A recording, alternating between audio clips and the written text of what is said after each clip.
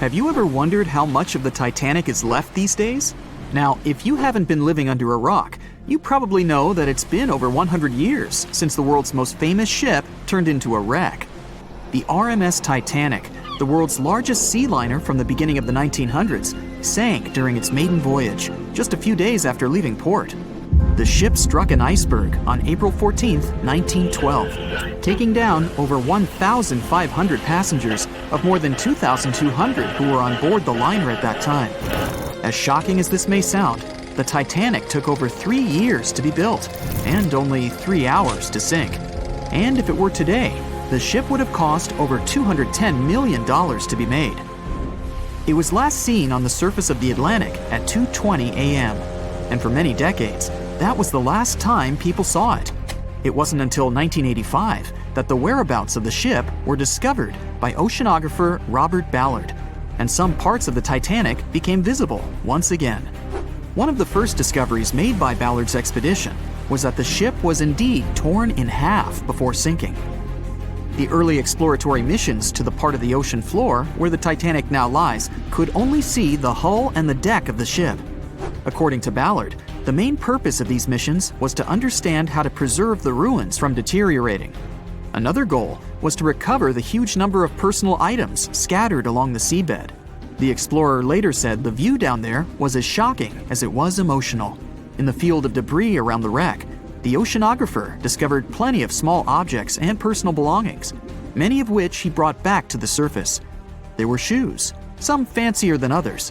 There were pieces of clothing that belonged to crew members, and there were huge propellers. If on the surface they gleamed and shined, on the ocean floor they were embedded and devoured by sand. Ballard pointed out that the area where kitchenware was scattered measured more than a mile in length. There were enough plates, pots, and pans to fill up an entire industrial kitchen. For the first time ever, 3D animation footage reveals exciting images. The simulations show the Titanic's evolution from when she first set sail in 1912 until the state of her ruins today. But simulations weren't enough for deep-sea explorer James Cameron, who envisioned traveling to the heart of the wreck for the first time ever in the history of the ship. Yep, the same James Cameron who happens to be the director of a very famous movie about the ship. He has now dived 33 times to visit the wreck of the Titanic. Here's some fun trivia for you. The director says that his true passion has always been the ocean, and that ever since he was a kid, he wanted to study the sea. Directing, let's say, just happened to be his day job. And when the possibility of directing Titanic appeared, he said yes, just so that he could go and check out the ruins of the ship in real life. Now back to the wreck. According to James Cameron, it wasn't enough for researchers to access only the exterior of the ship. They needed to go inside, analyze and photograph what was left of the pompous interiors of the world's once biggest sea liner. Cameron piloted an innovative robot vehicle equipped with cameras. It helped the man to reveal spaces in the Titanic that no one had ever seen before since the ship touched the bottom. Turkish baths, for instance, still had their tiled walls standing up almost in all their entirety. These baths were exclusively for first-class passengers. They were located right next to the swimming bath and the third-class dining room, and were designed in the Moorish style. People resting there could get heating blankets and ask waiters to bring them anything they needed. If the pictures from before the disaster were astonishing, they carry a different kind of wow factor now, when everything you see in them is hidden underneath the surface of the water. Another shocking discovery was the ship's mast. If we look at the Titanic in its pre-sinking glory, the mast calls much of one's attention. Located on the bow of the huge ship, the mast held together the transmission cables for the Marconi system, a system of wireless telegraphy. That's also where the British merchant flag the Titanic flew was located.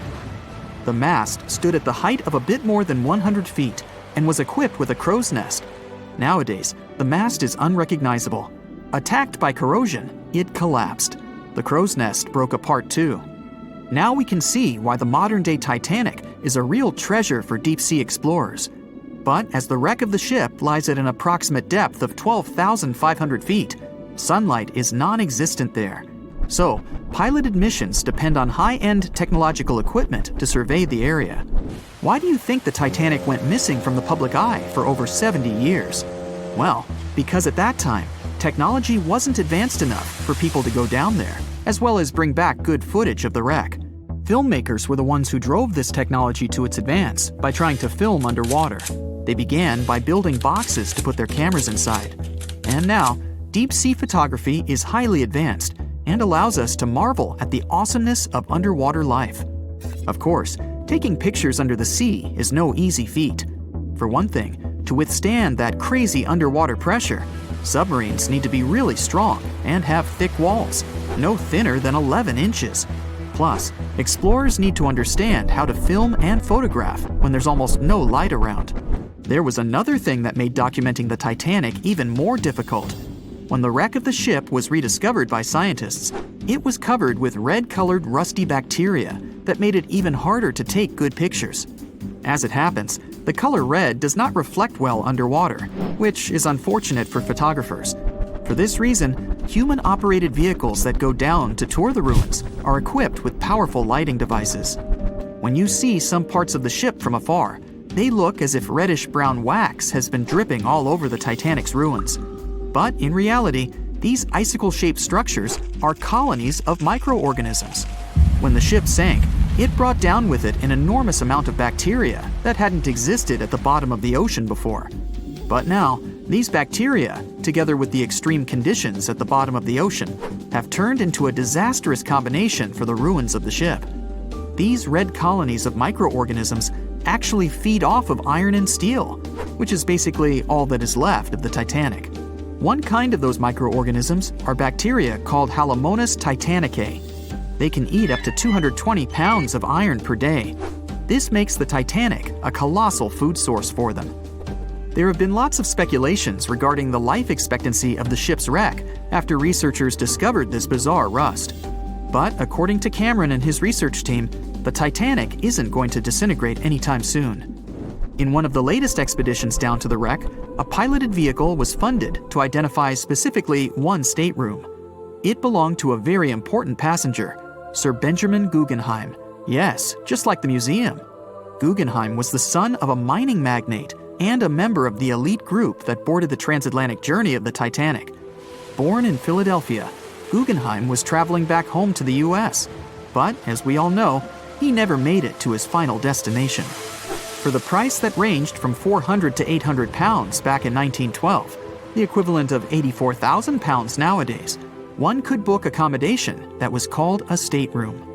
Staterooms on the Titanic were the most luxurious kind of first-class rooms. They were located on the B or C decks and were decorated in more than 11 different styles, ranging from Jacobean, Georgian, Italian Renaissance, and the list goes on. These rooms were filled with carved paneling and marquetry made from exotic and rare kinds of wood, such as mahogany, oak, and so on. Guggenheim occupied one of these luxurious rooms, and 100 years later, one of his descendants funded an entire mission just to locate the precise stateroom the man stayed in. This expedition turned into a documentary for National Geographic, and they did manage to identify which stateroom was Guggenheim's, so kudos for them. We know Titanic from so many stories, even a movie, but now we have its first full-sized digital scan. And nope, it's not like those models from before, where we mostly imagined what the ship was supposed to be like. This time we got a real digital scan. A team of experts really mapped the deep-sea floor around the Titanic together with the ship itself. We basically got a 3D view of the entire wreck, which is like going deep down beneath the ocean's surface and seeing Titanic as if all the water has been drained away. So, the story of the wreck started in 1985, 73 years after the Titanic went down. The explorer named Robert Ballard stumbled upon it somewhere between two submarines that also went down in that area. He was actually on a different task back then, so he didn't even have time to explore the ship properly. But as he was searching for the submarines, he realized how ocean currents affect sinking debris. He noticed the heaviest object sank quickly and left a trail of debris behind, the trail that followed the currents. Using this knowledge, Ballard made a hypothesis the Titanic had broken in two and left a debris trail as it sank. Before he found the wreck, everyone thought the ship just went down in one piece after hitting an iceberg. So everyone knew where the ship was so the adventure could start, or not. it was hard to explore it. The ship is enormous, and the dark depths of the ocean make it really difficult to capture its whole body in one go.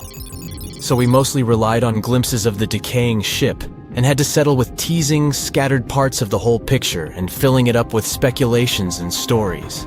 But in the summer of 2022, we finally got something different. A team of experts from Magellan Loaded, a company specializing in mapping the deep sea, teamed up with Atlantic Productions, who were making a documentary about the project. They embarked on a mission to capture the complete view of the Titanic. They used submersibles. Those are vehicles that go underwater, remotely controlled by a team of skilled explorers.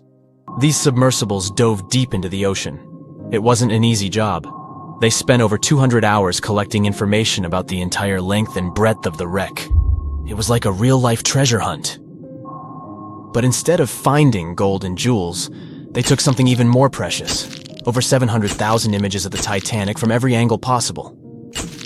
Yup, they took photos of every tiny part of the ship, even the not-so-interesting bits most of us would usually skip. Even mapping the muddy parts was an important part, because it helped fill in the gaps between the more exciting things they discovered. And this was a way for all of us to finally get a detailed 3D reconstruction. Even though it's been more than 100 years, you can still recognize the bow of the Titanic, covered in rust that hangs down like stalactites. On top of the bow is the boat deck, where a big hole gives us a glimpse into the empty space where the grand staircase once stood, like a window into the ship's glamorous past. Its stern is now a wild mess of twisted metal. As the Titanic went down, this part collapsed and spiraled into the seabed. The bow and the stern ended up separated by about 2,600 feet. There's a vast field of debris surrounding this giant, stuck on the seafloor. This debris is like a scattered treasure trove, full of intricate metalwork from the ship, statues, and even unopened champagne bottles. There are also personal belongings that went down together with the ship, like dozens of shoes resting across the seafloor. It was a tough task to do, go down and take all those pictures.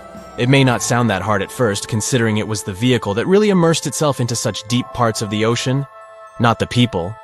But studying the ocean is hard. We haven't explored, mapped, or even seen over 80% of it. The conditions are harsh, and the pressure becomes more intense the deeper you go. And their vehicle had to dive down to nearly 13,120 feet below the surface. That's like 12 Eiffel Towers stacked on top of each other. Plus, you have strong currents in that area, so it was probably like trying to navigate through a watery maze. And submersibles weren't supposed to touch anything. Even the slightest wrong step can damage the wreck that was already so fragile. It seems like the Titanic is frozen in time, so it will always be there waiting for us. But in reality, it's slowly disappearing. It's pretty obvious that the ocean water ruined it considering how long it has been down there. But it's not just that. The wreck itself has become a home for a specific type of bacteria Halomonas titanicae that even got named after the famous ship. These bacteria have a special ability. They can survive inside rusty formations known as rusticles. They kind of look like icicles, those spikes of ice that form when water falls from something and freezes. These bacteria have a taste for iron, which is abundant in the ship's hull. For them, it's like a real buffet down there. And as time goes by, these bacteria will keep eating away at the iron in the ship, bit by bit, until one day the feast comes to an end and the whole ship is gone. It's like a slow but steady recycling process. So this 3D model we got because of the hardworking team and technology comes at the best time because we never know how much time we have left with exploring the famous wreck.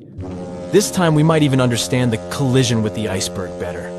You know how movies always show the Titanic hitting the iceberg on its right side? Well, we can't even be certain about that. The scans could help us figure out if the ship actually grounded on the iceberg, like getting stuck on it.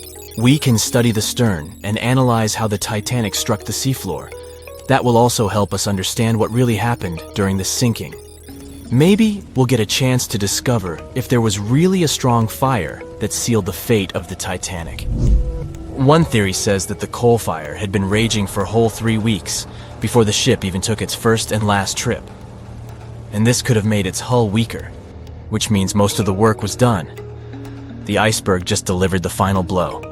If there even was an iceberg, as some people wonder.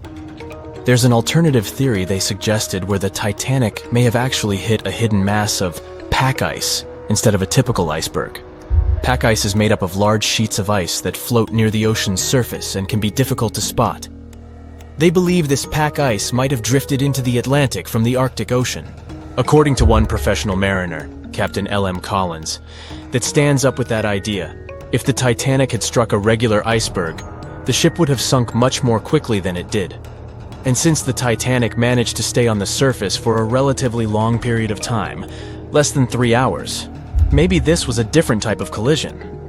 The mariner also said there are differences in what people said they saw when the Titanic sank.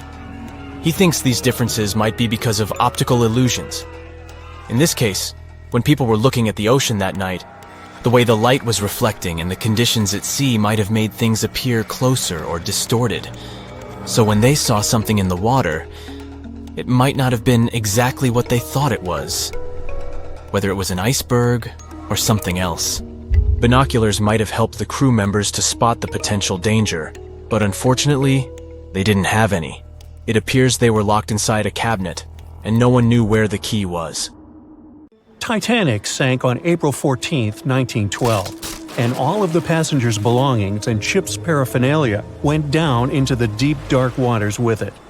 These objects patiently waited to be discovered until 1985. Titanic sank fast, and there seemed to be almost nothing left from the ship.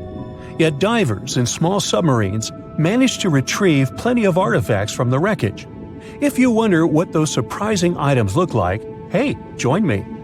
A number of museums have collections of Titanic items rescued by divers or donated by survivors and their relatives. And some of those items are even sold at auction. So if you're ready to spend a pretty penny on an exclusive artifact, hey, why not? The first artifact on my list is a pocket watch belonging to a Titanic passenger, John Chapman. John and his wife Elizabeth were on their honeymoon. When the ship hit the iceberg, Elizabeth was offered a seat on a lifeboat next to her friend Emily Richards. There was a problem, though. Mr. Chapman couldn't enter the lifeboat. Elizabeth turned to her friend Emily and said, "Farewell. If John can't go, I won't go either." Now, that's what I call true love. After a short time, the ship went under. If we step back and return to Chapman's pocket watch, we'll notice one more heartbreaking detail. Experts believe the watch stopped around the time the ship finally submerged. Do you remember the iconic scene in the Titanic movie where the ship's band continued to play while the ship was sinking? The violin, played by the real musician, was sold in an auction for $1.7 million in 2013. They say the band played "Nearer My God to Thee" as the ocean liner sank. Since we started talking about the band, we might as well shed light on a piece of music found on the ship. It was the song "Put Your Arms Around Me, Honey." Considering the fact that paper gets ruined almost instantly when it meets with water, it's a miracle to see those documents. Another saved paper document is the lunch menu.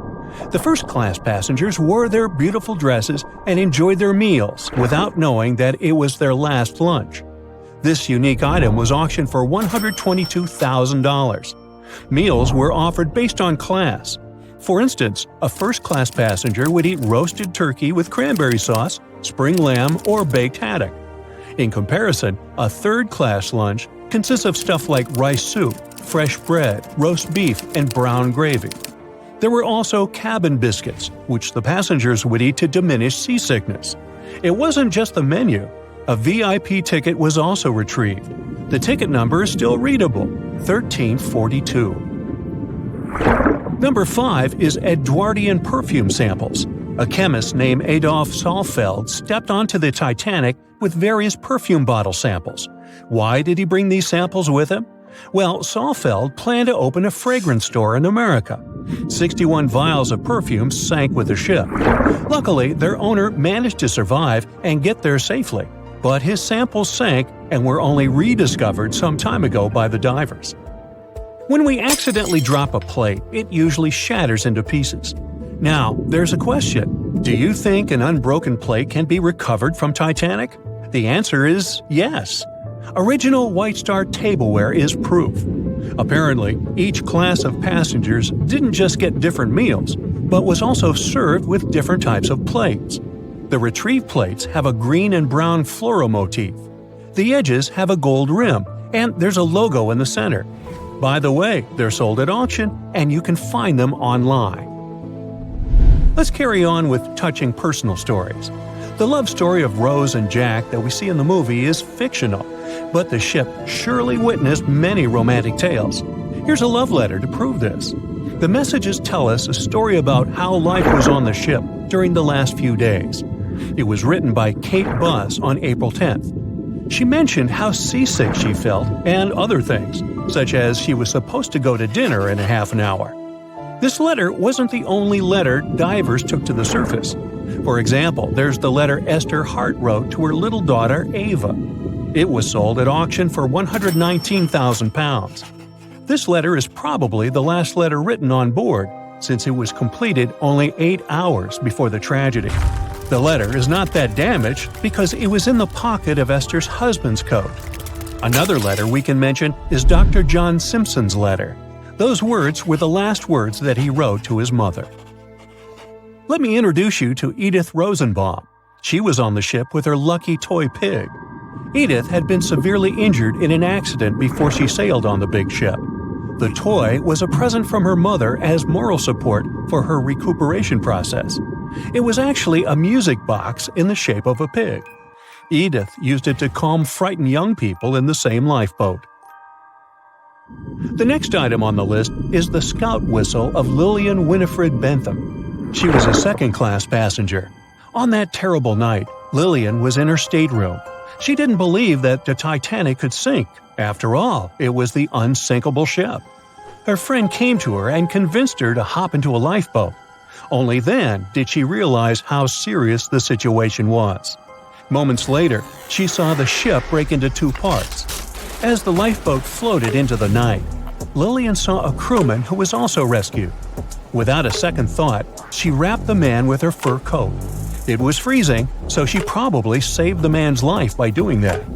The young man wanted to thank her for her kindness, so he gave Lillian a scout whistle. It was the whistle he used throughout the night to call for help. This pair of white gloves is one of the rarest artifacts recovered from Titanic. These cotton gloves belong to a gentleman. The owner's identity is unknown. Fabric can't last underwater for decades, but these gloves look fine, and you can still see the fine detailing and elegance. An alarm bell has also been found. Yes, that's the famous bell, the one that rang to warn people about the iceberg. Frederick Fleet and Reginald Lee were on lookout duty the night of the accident. Both of them survived. Fleet was the one who saw the iceberg before the ship struck it. What's ironic is that Fleet and Lee didn't have access to binoculars. They were stored in a locker in the crow's nest, but the key to the locker was in the pocket of a crew member who was reassigned to another ship at the last minute and didn't leave the key. They could have seen the iceberg sooner if they had had pairs of binoculars. If they had had it, the Titanic could have gotten out of the way. Divers discovered not just belongings of passengers or the crew, but also pieces belonging to the ship itself. Our next artifact is the Grand Staircase. Some parts of this iconic structure are recovered from the wreck. Turns out that this staircase became a meeting spot among first-class passengers. If they wanted to visit the Turkish baths for a spa day or eat dinner, they met at the staircase and went together. This staircase was a sign of how luxurious some parts of Titanic were. Another miraculously saved object that belongs to the ship is its plan. It was one of the most expensive artifacts sold at auction. The plan is around 30 feet wide. What else? The logometer was also discovered. It's a device used to check the sailing speed of the ship and the distance it covers. The experts say that from the start at noon on April 14th, the device logged 268 nautical miles. And there's more. A giant chunk of hull, known as the Big Piece, was also found. This fellow weighs 15 tons. The larger portholes were for the cabins, and the smaller ones were for the restrooms.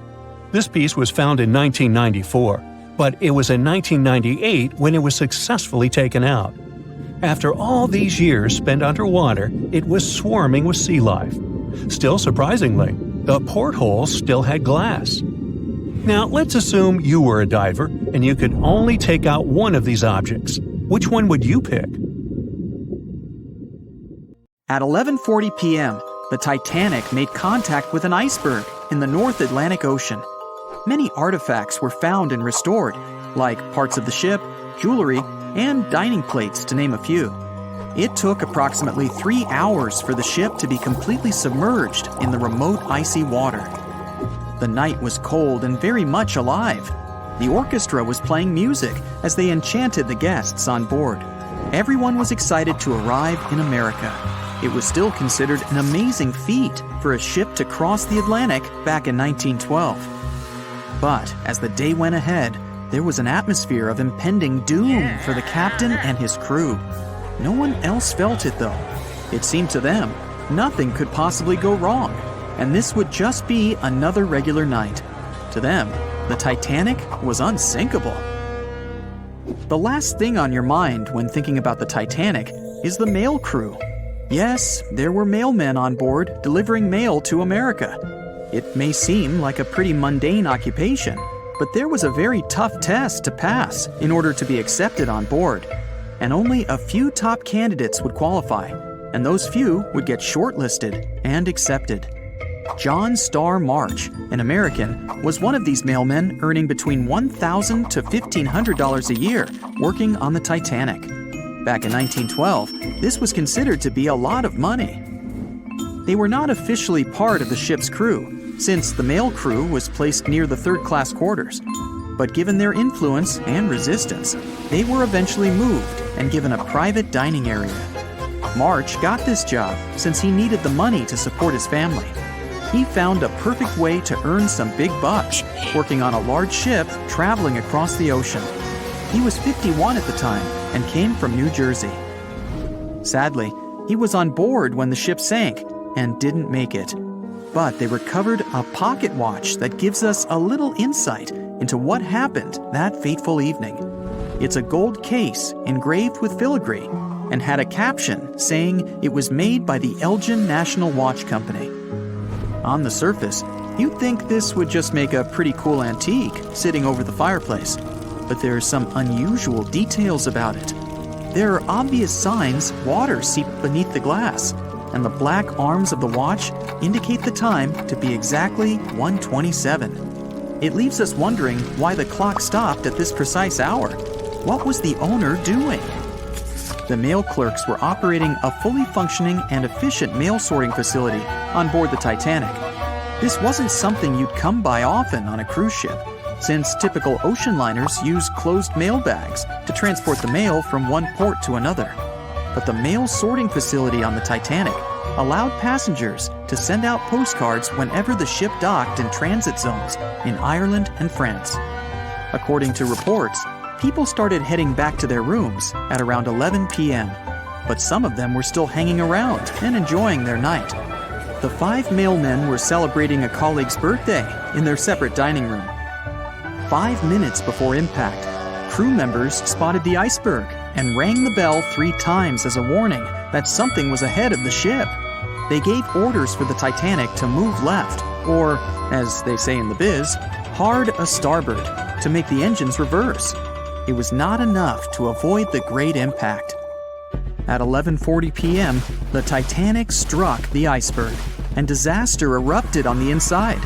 Not just water seeping in and ultimately sinking the ship, but panic and chaos among the passengers and crew members. Captain Smith reached the deck and was informed that the Titanic had hit an iceberg.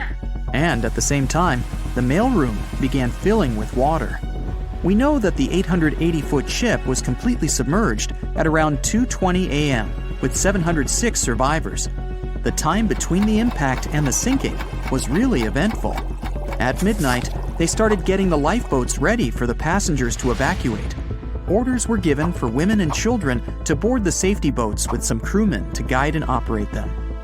The problem was that the 20 safety boats available could only host 1,178 people out of the total of more than 2,200 passengers on board. March and his colleagues began sorting out the mail. There was chaos in directing and ordering around. With each second passing, icy cold water was filling the ship.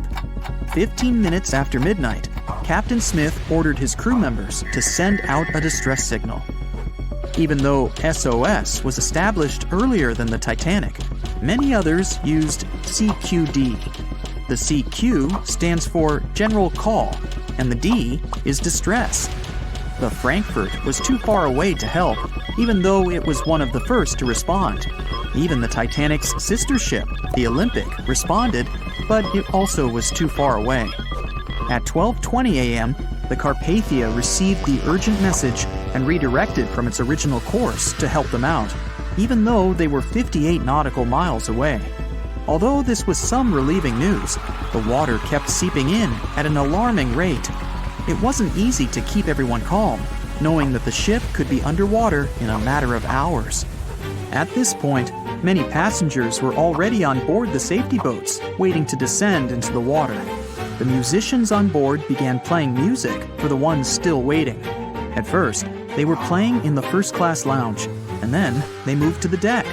There's a debate on how long they were playing for and what song it was. None of the musicians made it out. The 5 mailmen on board were also doing their duties while the ship was sinking.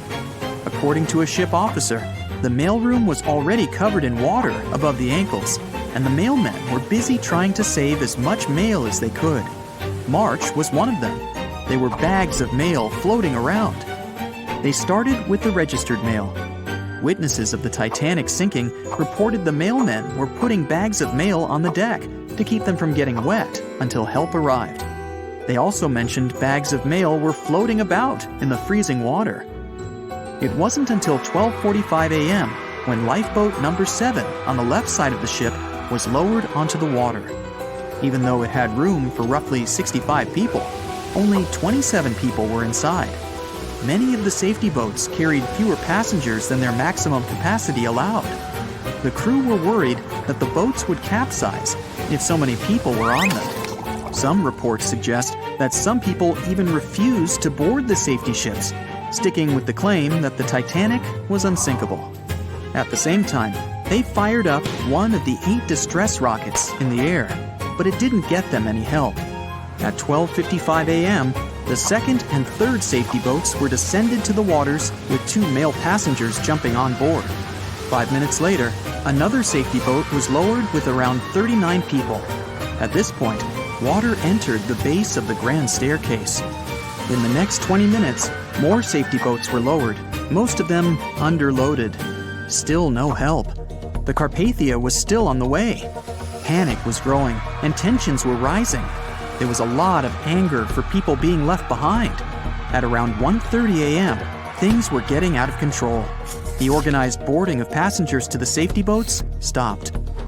March's watch stopped 3 minutes earlier, which could mean he was part of the scuffle between crew members and passengers. It took 3 hours for the Carpathia to arrive. March wasn't among the survivors. His watch proved to be one of the essential findings lost in the wreckage of the Titanic.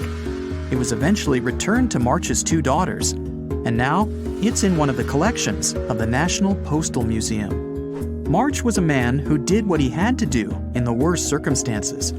Time was a precious commodity for the people on board the ship, and this watch proved valuable to learn more about the tragic yet inspiring stories of the Titanic. It was the start of 1912. A giant chunk of ice broke off a glacier in southwest Greenland. The ice was made up of snow that had fallen thousands of years before the event, perhaps as far back as when mammoths still roamed the earth. The iceberg started its journey. It was a huge thing, more than 1,700 feet long and weighing over 75 million tons. It was also a very peaceful chunk of ice. It steered clear of ships and busy transport routes. And then, it somehow floated much further south than other bergs did. Our iceberg was lucky. Others melt long before they get to these low latitudes. Out of up to 30,000 icebergs that drift away from Greenland's glaciers, only 1% ever make it all the way to the Atlantic. Even after melting into the water for months, this massive block of ice was still almost twice as heavy as the Golden Gate Bridge.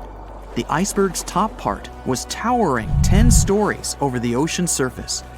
Several days before our iceberg made it to the Atlantic Ocean, a magnificent ship left port. It was a luxury liner carrying more than 3,000 passengers and crew members. At that time, it was the largest ship ever built. It was the Titanic. The collisions happened on April 14th, when the ship was in the North Atlantic, 370 miles away from Newfoundland. Unable to divert its course, the ship ruptured at least 5 of its hull compartments. They started to fill with water at an alarming speed. The Titanic's compartments weren't capped at the top. That's why the water spilled over and started to flood each succeeding one. The front of the ship began to sink, causing the back part to lift vertically into the air. And then, with a deafening roar, the liner broke in half. The rest is history. But what happened to the iceberg after that? On April 15th, the German ocean liner SS Prinz Adalbert was sailing through the North Atlantic. It was traveling a few miles away from the place where the Titanic had sunk several hours prior. The German ship's chief steward, who hadn't learned about the disaster yet, saw an iceberg. What drew his attention was a large streak of red paint going along the iceberg's base. Surprised, the man took a photo of his discovery.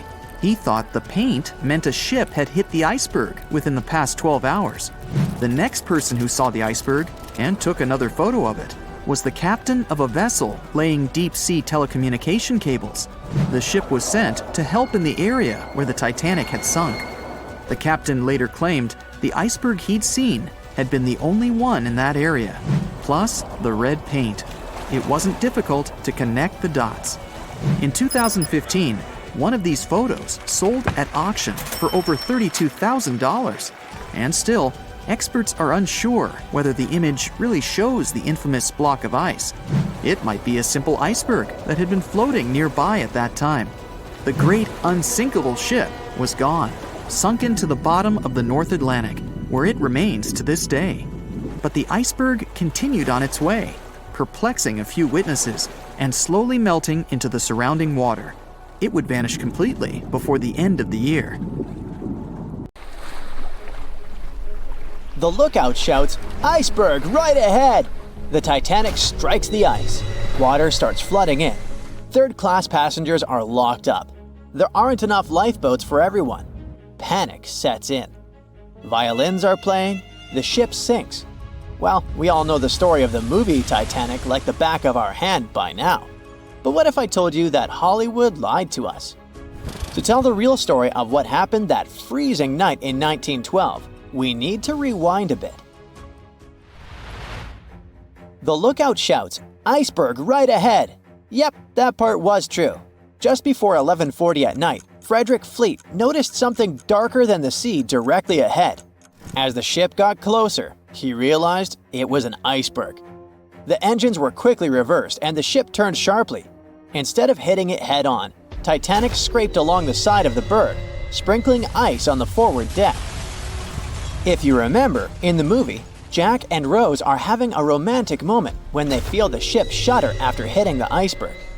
Everything shakes as if they were in the middle of a light earthquake.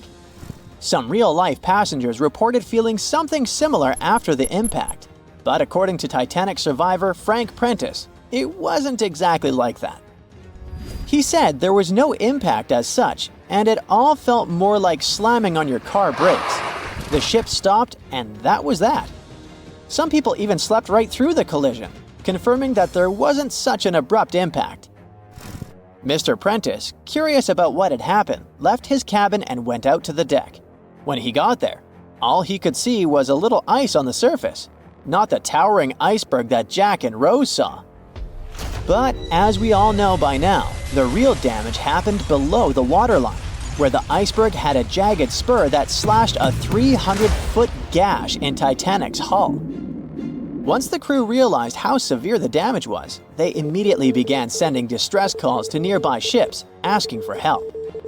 At some point in the movie, the radio operator goes to the captain and says there is only one ship nearby, the RMS Carpathia, which later ends up rescuing many passengers. But in real life, there were more ships around. It's believed that the SS Californian was only about 23 miles away.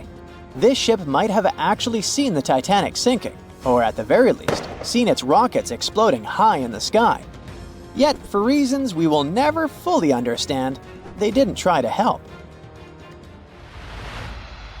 Let's get back to the story.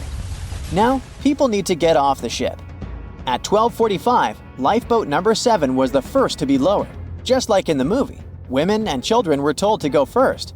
But in reality, some women were hesitant and even refused to get into the lifeboats. Mr. Prentice said this happened mainly for 2 reasons. First, these lifeboats were high and passengers were terrified of the 70-foot drop from the deck to the ocean below. And second, most women didn't believe the Titanic would actually sink. It was called unsinkable after all. So the idea of getting into a lifeboat seemed pointless at the time. This mindset probably explains why Eloise Smith, a first-class passenger, recalled that there was no panic or chaos at first. Other survivors backed this up, saying that no women or kids were crying. But one thing that was indeed concerning, at least for the crew, was the possibility that the lifeboats might buckle under too much weight. This is one of the theories why the first few lifeboats left carrying only a fraction of their full capacity. Like lifeboat number 7, which only carried 27 people in it, even though it could hold up to 65. In total, Titanic had 20 lifeboats, which could carry about half of the 2,200 people on board that night. But that didn't happen. And now we know the passengers had no idea there weren't enough for everyone. As women were calmly getting into the first lifeboats, musicians headed up to the deck. Their only goal was to play and keep the passengers calm. That's a pretty well-known fact. But the real story is that some survivors said they never saw or heard the band. No violinists whatsoever. It's not like Hollywood misled you though. The musicians did play for over 2 hours after the ship had hit the iceberg. So maybe these passengers were just too panicked to notice the songs, or the musicians started playing later than we think. Now, it's time to talk about the terrible treatment that third-class passengers received. The movie portrayed the crew as cruel, locking the less fortunate below deck like animals, giving them no chance to reach the lifeboats and save their lives. But the official inquiry into the disaster suggested that wasn't true. I mean, yes, fewer third-class passengers survived compared to those in first and second class, but there were other factors at play.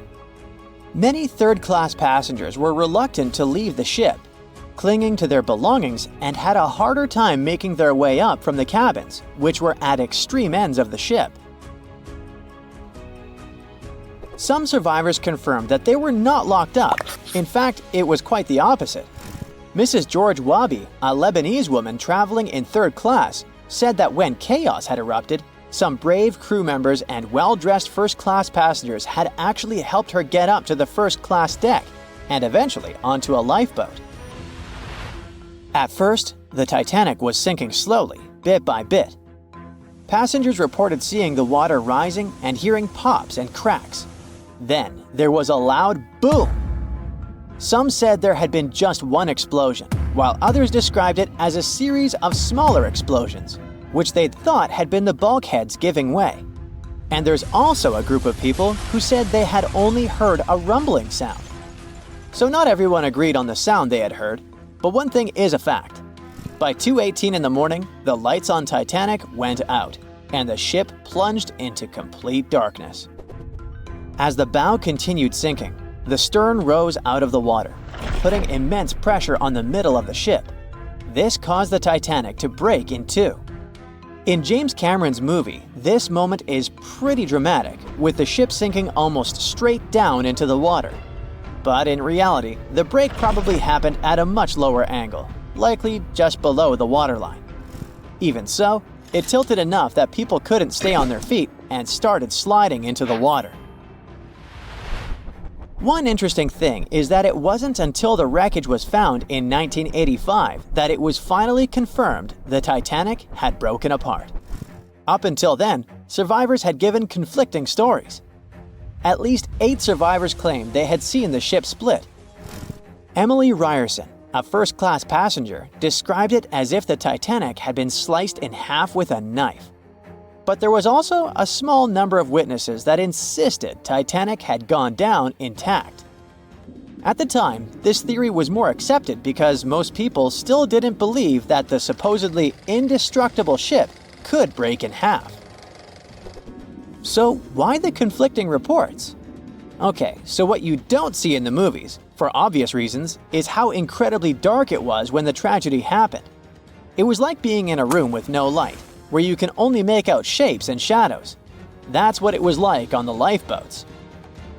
This means passengers couldn't really see what was happening, and most of those who were close to the ship either lost their lives or were too focused on trying to survive to pay attention to the details of the wreck. Although James Cameron's film didn't fully capture how terrifyingly dark the disaster truly was, the 2012 TV series Titanic did a better job of showing the pitch-black horror of that night. Even then, the reality was much darker and more terrifying than either of these two productions could portray. The Royal Mail Ship, or RMS Titanic, easily the most famous steamship in history, was once the symbol of luxury and dreams that promised to come true. It took 3 years and 3,000 people to construct it. On April 10, 1912, the brand new ocean liner greeted its passengers with the smell of fresh varnish, paint, and newly sawn wood. Back then, they still used lead for the production of paint and linseed oil as a binder, so that smell must have been powerful. When it was fully operational, the giant vessel consumed around 850 tons of coal per day, and the passengers would also smell its fumes. Another odor that must have filled the Titanic's decks, at least the first-class ones, was the new scent by the famous French perfume house Guerlain. It was released earlier in the same year and quickly became a hit with the well-off ladies. The perfume that you can still buy today is a mix of violets and iris with creamy vanilla. On the dramatic evening of April 14th, when Titanic only had hours to live, the unknowing waiters were serving oysters, lamb and mint sauce, roast duck with applesauce, and other delicacies to their first-class guests. The second class was filled with the smells of curried chicken, spring lamb, and roast turkey. Third-class passengers had simple gruel and biscuits that night. At 11 p.m., as the ship got dangerously close to the iceberg, the new smell added to the mix. It was a mineral odor with metallic notes. If you have ice in your fridge, you must have noticed it takes the smell of neighboring foods. The same happens to icebergs. They take on the odors of sea animals and maintain the chemical composition of the water that they're made of. If more people had known about the meaning of this particular metallic smell, they probably still wouldn't have saved the ship.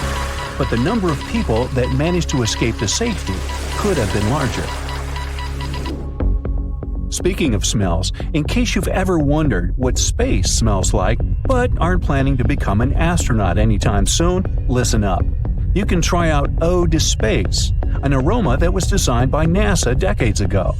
The idea of the perfume was to help astronauts prepare for their encounters with space at all levels during their training. But hold on a second, space is a vacuum, so it technically shouldn't have any smell. Yet, astronauts who have been out there remembered it as a pleasant metallic odor, something like the smell of welding fumes or burnt gunpowder. They could smell it on their spacesuits after coming back into their spacecraft. We can also guess what other planets smell like based on what their atmospheres are made of.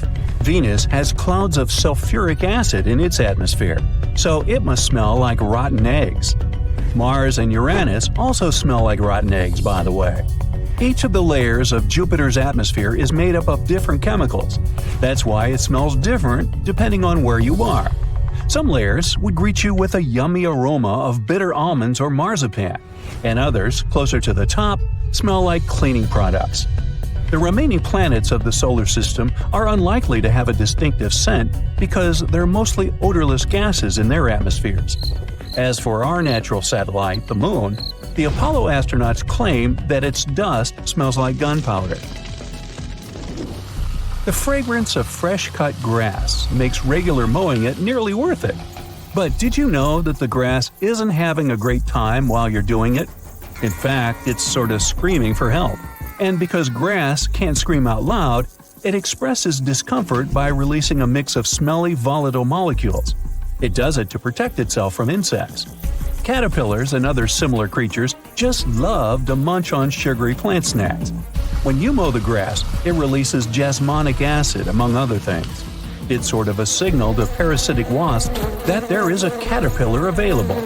These creatures deal with the grass's offenders, and it can keep growing happily ever after. From the point of view of the grass, mowing is not much different from an insect attack, so it protects itself the best way it can. The rain has an easy-to-recognize powerful smell, also known as petrichor. But where does it come from? Turns out some plants secrete oils during drought. The rocks and soil accumulate those oils compounds, and when the raindrops hit, they mix with water and release into the air. Sometimes these oils combine with chemicals produced by bacteria living in the soil. The result of this cooperation is a musky odor you can smell in the woods or in your garden when you turn over the wet soil. Ozone also adds to the smell of rain, especially after thunderstorms. It happens when a lightning bolt's electrical charge splits oxygen and nitrogen molecules in the atmosphere, and they later recombine into ozone. One theory says we enjoy the aroma of rain so much because it's imprinted in our brains. Different cultures have always associated rain with something positive, and we could have inherited that perception. Now, chocolate fans, of which I am one, this is for you. There are flowers that smell exactly like your favorite tree. It's a product of a tropical plant, after all, and since it's impossible to recreate the exact magical scent chocolate has in a perfume, you can plant some chocolate flowers, also known as the green eye lyra leaves, in your garden.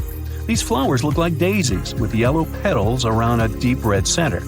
When you pick its petals, the flower releases the delicious smell we all love so much. The leaves and branches of the plant also have the same fragrance. Now, in case I got you interested, you can find the flower in dry soils of Arizona, Texas, Colorado, and other states with similar climates. It blooms all year, and the aroma is strongest on warm days. The bear cat, also known as the biturong, does not only look super cute, but also smells like buttered popcorn. Biturongs prefer to stay alone and use their aroma to mark their territory and find potential partners when they have to. Scientists tried to figure out the secret of their unusual smell and suggested it could come from secretions from the scent glands under the animal's tail. Further research showed that the popcorn smell comes from the bear cat's urine. After the animal answers nature's call, it leaves a scent trail in the trees with its tail that often gets soaked. But if the real popcorn only releases its amazing smell when it's popping under heat, how do bear cats manage to do it without a microwave? Well, the answer could be in their diet, or more likely, in the bacteria that come in contact with the animal's natural fluid. Durian is a fruit popular in Southeast Asia that smells sweet and nice to some people, but to the majority, it's a mix of rotten onions and sweaty socks. The stench is so powerful that it's banned on public transportation and hotels in some countries. The secret of durian is its 44 odor-active components. The mix is so complex that you can never tell what it's going to smell like. And despite that horrible smell, durian is considered a delicacy and is used to make mostly sweet dishes like cakes and candy. There was a smelly incident involving durian at a library in Australia. The smell of rotting fruit in a cupboard has spread across the entire building through the air conditioning system. They mistook it for gas leakage and had to evacuate around 500 students and teachers. Well, that stinks. And finally, if you've ever been to natural hot springs or went to see some geysers, you'll never forget the smell of hydrogen sulfide, or less poetically, rotten eggs. It's actually not only yucky but also highly flammable, but it can also be quite useful. Most households in Iceland use geothermal springs as a source of hot water. Although it doesn't smell fresh, it's perfectly safe to drink, and the smell doesn't stay on your body after you take a shower. So there.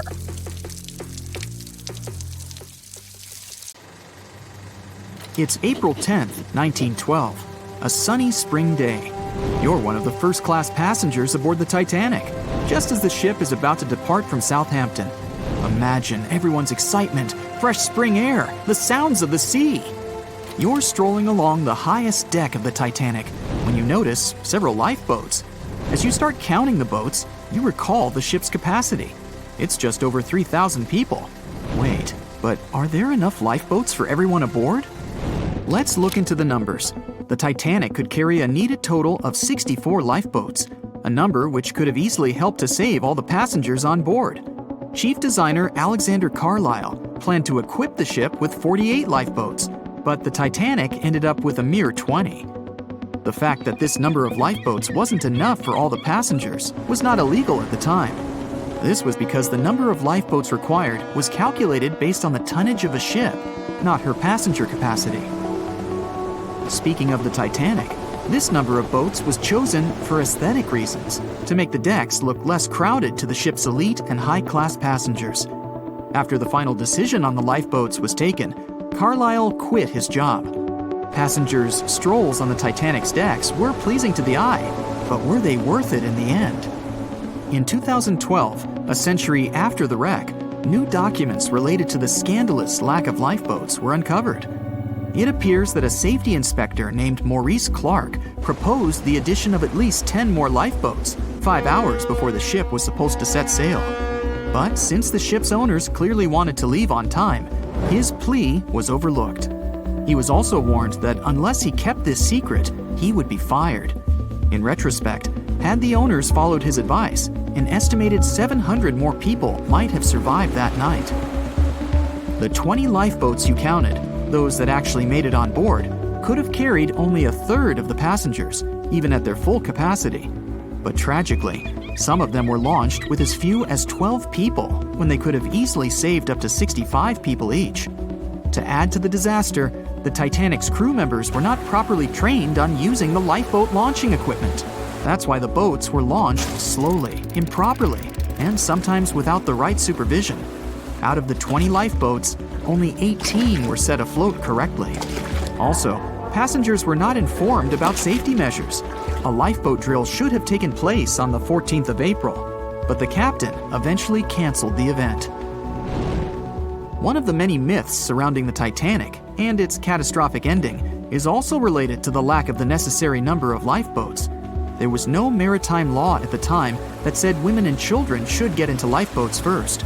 But it was a universally accepted custom in such types of situations as a shipwreck. Shortly after the Titanic had sunk in the icy Atlantic waters, rumors started to spread. It was said that some desperate men had resorted to dressing up as women in those final moments before midnight on April 14, 1912. They wanted to get a spot on the lifeboats and have a chance to save their lives. At the same time, there's little to no evidence that any of the male passengers of the Titanic had actually done this. In any case, what happened to those 20 lifeboats that were on board the Titanic after the ship hit the iceberg? What we do know is that all these boats were launched between 12:40 a.m. and 2:15 a.m. with a total of 718 people on board. By the time they were rescued by the RMS Carpathia at about 4 a.m. the same day, only 705 people had remained alive. It took the crew of the RMS Carpathia more than 4 hours and 30 minutes to pick up all the passengers and 13 of the lifeboats. This was as many as the rescue ship was allowed to carry. The rest of the now empty lifeboats were left adrift at sea. Those salvaged were later given back to the White Star Line, the British shipping company which operated the Titanic.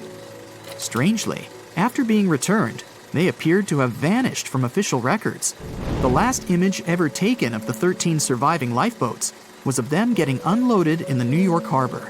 Sadly, and ironically, that's where the Titanic was supposed to be on April 18, 1912. The lifeboats were then rid of their Titanic nameplates or any other markings that could have linked them to the ship. Some sources claim that the boats were eventually destroyed. But was this actually the truth? The fate of one particular lifeboat has been the source of much debate. Collapsible Boat A, the last one to leave the ship, was retrieved by the RMS Oceanic a month after the crash.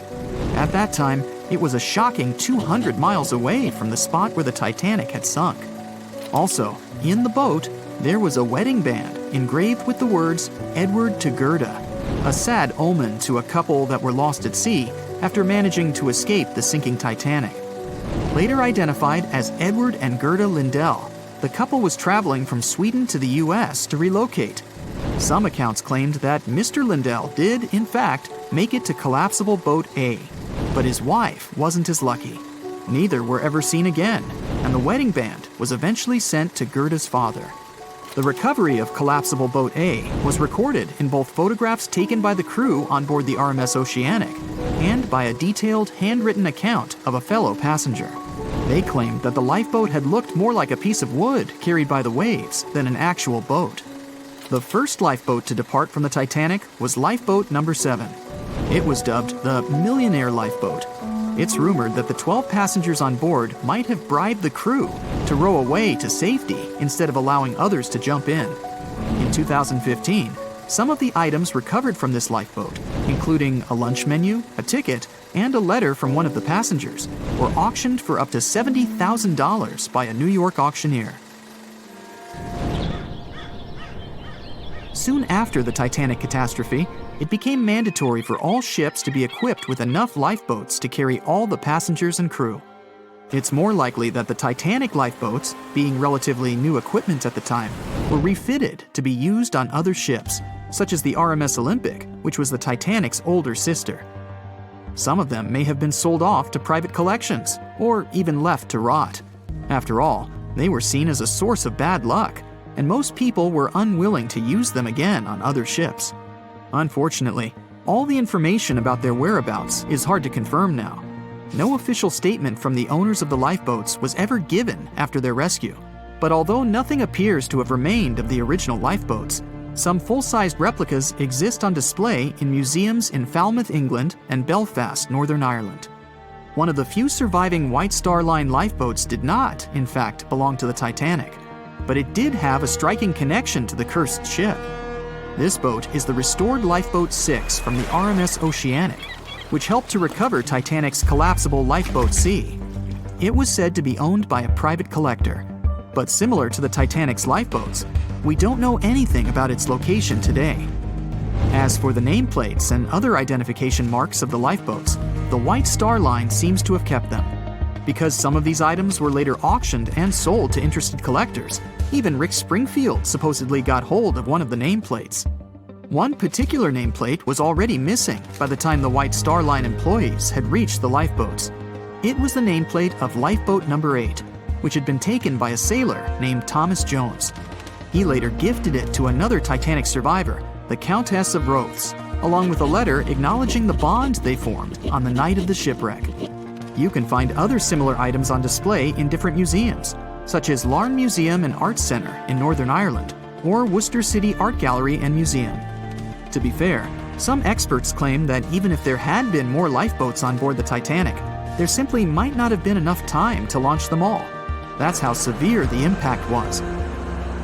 Many researchers say that everything was happening so rapidly after the ship had hit the iceberg that it's astonishing that so many passengers managed to survive.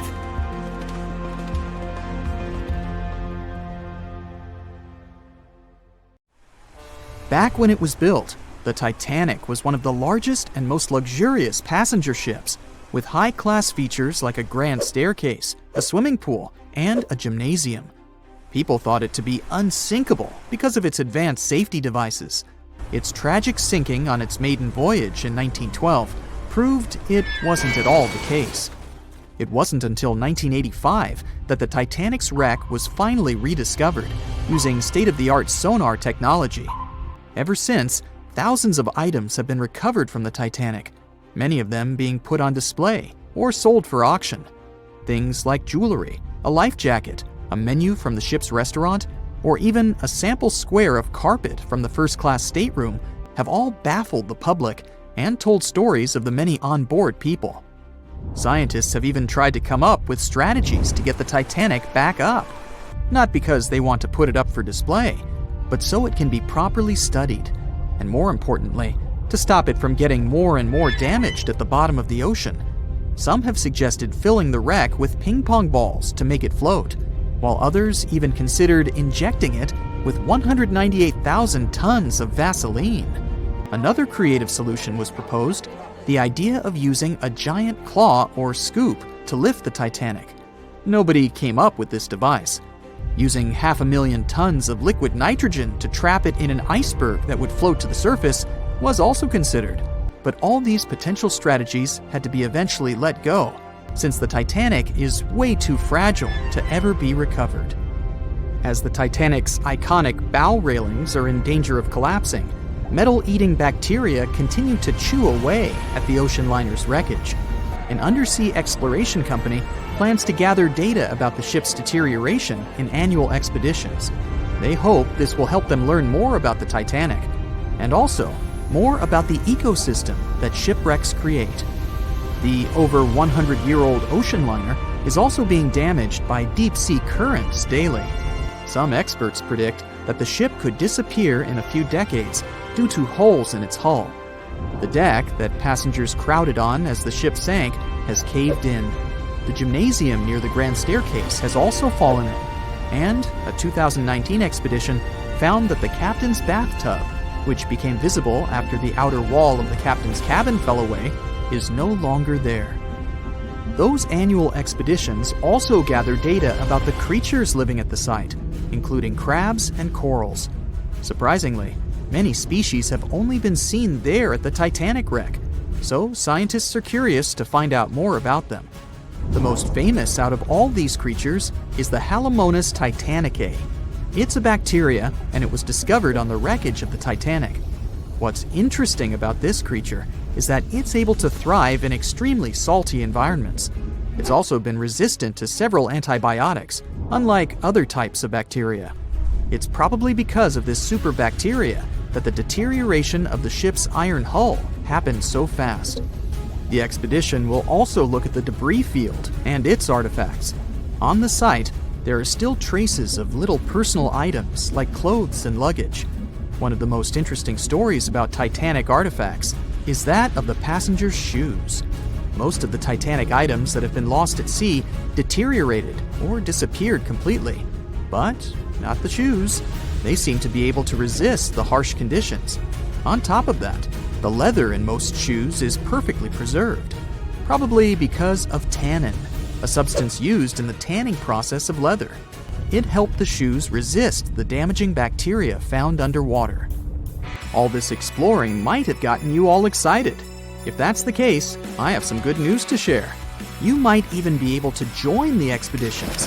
To personally explore the Titanic, you have to plan ahead and apply to be a mission specialist with OceanGate, the company responsible for the journey. However, this experience does come with a high price tag of $250,000. Despite the cost, this once-in-a-lifetime experience is in high demand because of the limited spots available. If you can afford the exploration, you will have the chance to collaborate with renowned specialists in marine biology, oceanography, the Titanic, DNA, and the deep ocean. Accommodations and meals on the dive support vessel are also included, as well as training and guidance from specialists before and during the mission. Lastly, you don't even need to bring your own gear, as the expedition equipment is included as well. Sure, ships have evolved and modernized over the years, and these days we have technology that is way better than that available on the Titanic. But this ship remains an amazing piece of history because of its many unusual features, like the fact that the Titanic's whistle was loud enough to be heard over 11 miles away, or the fact that the ship's hull was painted with a special mixture of red lead and linseed oil, which was believed to be effective in preventing the growth of seaweed and other marine organisms. However, despite popular belief, the ship's iconic fourth smokestack was not functional and was only used for ventilation and aesthetics. Probably one of its biggest flaws was its number of lifeboats. Despite its size and luxury, the Titanic only had 20 lifeboats on board, which were not enough to save all of its passengers and crew once it hit the iceberg. The Titanic may be the most famous shipwreck, but it's not the only one. The fleet of Kublai Khan tells a similar story. This one was a large naval force commissioned by the Mongol ruler Kublai Khan in the 13th century. The fleet was intended to travel to Japan and establish the Mongols as powerful rulers in the region. However, in 1281, the fleet was supposedly caught in bad weather and was seriously damaged, with many ships being destroyed. Legend has it that the fleet was torn down by a massive typhoon that came to be known as the kamikaze, or divine wind. This strong storm was believed to have been sent by the higher spirits to protect Japan from the Mongols. The truth about its disappearance remains a mystery to this day. However, the wreckage of the fleet, or parts of it, appears to have been discovered in the 1980s by Asian archaeologists. They dug across the site and studied the remains of the ships at a location near Imari Bay. The shipwreck is, to this day, considered to be an important archaeological discovery. That's because it informed us how well prepared the Mongols were back in the day in terms of their ships. Another tragic story is that of the RMS Empress of Ireland.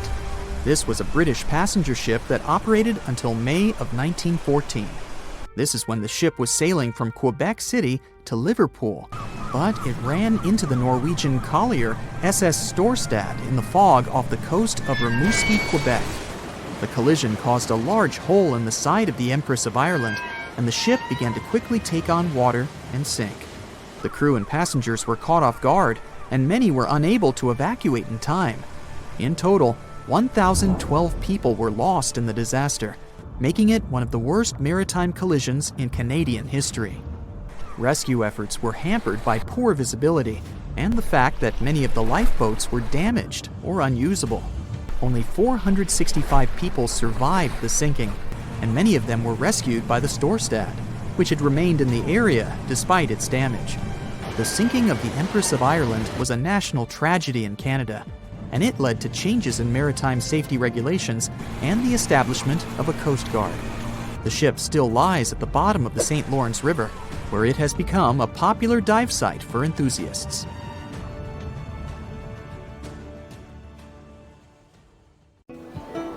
On April 10, 1912, crowds gathered at Southampton Beach to wave off what was, at the time, the world's largest and most prestigious ship, the RMS Titanic. The cost of the most expensive first-class parlor ticket was $4,350. That's around $70,000 in today's money. But barely 5 days after steaming away, the ship was swallowed by the Atlantic Ocean. So let's rewind and go back to what actually happened on that fateful night. The captain wanted to set a speed record for the ship's maiden voyage and arrive early. The ship was deemed unsinkable, so he went full throttle into the dark Arctic waters. After spotting the 100-foot iceberg, the crew desperately tried to steer the vessel away and avoid the collision, but the Titanic was traveling too fast, and the iceberg tore down the side of the ship, creating a huge opening in the hull. It wasn't a continuous rip, and damage was caused in several places. In total, the damage spanned along an area of around 300 feet. But the ship's designers had prepared for the prospect of a collision and added watertight compartments down each side of the ship to act as a buffer zone. 4 of these compartments could be breached and the ship would still stay afloat. But because the iceberg tore down the side of the Titanic, it ripped holes in 6 compartments. The compartments didn't extend up the total height of all decks and weren't actually sealed at the top. This is why, when more than 4 were flooded, water reached over the top of the bulkheads and filled the remaining compartments, causing the ship to sink into the ocean. Think of it as water spilling over an ice cube tray. But what if the collision was head-on? Would it still have sunk? Ships are designed with potential crashes in mind, and most vessels have collision bulkheads in the bow. Most of all, it's like your car's bumper or crumple zone. It's a safety feature that can withstand a direct hit. The bow could have taken some of the impact, and some experts have suggested that if it hit head-on, only 2 to 4 of the watertight compartments would have been flooded. So, in theory, the Titanic might not have sunk, and it might have even been able to continue sailing to its final destination at a much slower speed. The force of impact would likely have been huge, though. But although passengers would have been injured by the force, they'd have been able to stay on the ship to wait to be rescued by other ships, rather than being forced into the icy waters of the Atlantic. Still, one of the Titanic's designers, Edward Wilding, suggested that the force of the impact might not have actually been that big. He told the British Inquiry that lots of people scarcely felt the collision, and he believed the ship would not have sunk if it did hit the iceberg head-on. The ship was also designed with remotely operated watertight doors between all compartments, so any floods could have been quickly sorted out. Because Titanic had 6 breaches from the side collision, and because it happened so quickly, sealing the doors wouldn't have made a difference, as it was essentially impossible to save it by that point. The ship immediately began to flood, with water pouring in at a rate of roughly 7 tons per second, 15 times faster than it could be pumped out. So, while it sounds like the Titanic would have survived had the ship hit the iceberg head-on, this idea does come with some issues. First off, the collision bulkheads were designed to survive a crash with another ship, not a giant iceberg. If 2 ships collided, both would absorb some of the impact in their bulkheads, sharing the impact and likely staying afloat. But an iceberg is stationary, meaning that Titanic would absorb most of the energy from the collision. If Titanic hit head first, because of the speed it was traveling, the impact would have likely traveled down the whole body of the ship. Just imagine a 46,000-ton ship traveling at around 20 knots. At some point, it hits an iceberg that weighs what could be over 100,000 tons. This collision would likely create a powerful force causing massive damage to the vessel. It is likely that seams would split, staircases would come tumbling down, and rivets would burst open across the ship. All that would have potentially flooded even more compartments. This could have caused Titanic to sink in a matter of minutes rather than hours. But that's just the tip of the iceberg. As we all know, the biggest part of it is hidden underwater. So if Titanic had been traveling head-on, it's likely it would have hit the part of the iceberg below the water first, which would send it veering off course. Hitting an iceberg is not like hitting a brick wall. In this case, the ice under the water would have torn open the bottom of the ship and caused damage to the sides. Icebergs also aren't flat, solid objects. If a flat collision happened, the ship might have stayed afloat, but icebergs come in many shapes and sizes, from domes to wedges. Studies have also been done on the steel used to produce Titanic, and the tests show the metal was about 10 times more brittle than the steel we use today. The ship was built before we understood the effects of low temperature on steel. The old steel used to make the vessel would not bend when faced with freezing temperatures, but break. Recovered pieces of Titanic's hull plates show that the hull just shattered on impact. Hitting head-on would also cause a very severe and abrupt stop, so even if the ship hadn't sunk, there would still have been major issues. Think about when you suddenly hit the brakes on your car, or when the bus stops while you're walking down the aisle and you get flung forward. Passengers would have been thrown across the ship, and because the crash happened at night, most people were sleeping, so wouldn't be able to effectively prepare for any sort of impact. This would result in injuries for most people on board. It would be especially bad for those at the front of the ship, where the accommodation for the off-duty firefighters, greasers, and engineers was. But while passengers and off-duty crew may have been thrown out of bed, there would be a lot more survivors than in the original scenario. Many ships have had head-on collisions and made it back to shore. Not many people know that Titanic actually had 2 sister ships. The White Star Line, the company that built Titanic, also built vessels called Britannic and Olympic. Captained by Edward J. Smith, who would later helm Titanic, the Olympic set off on its maiden voyage in June 1911.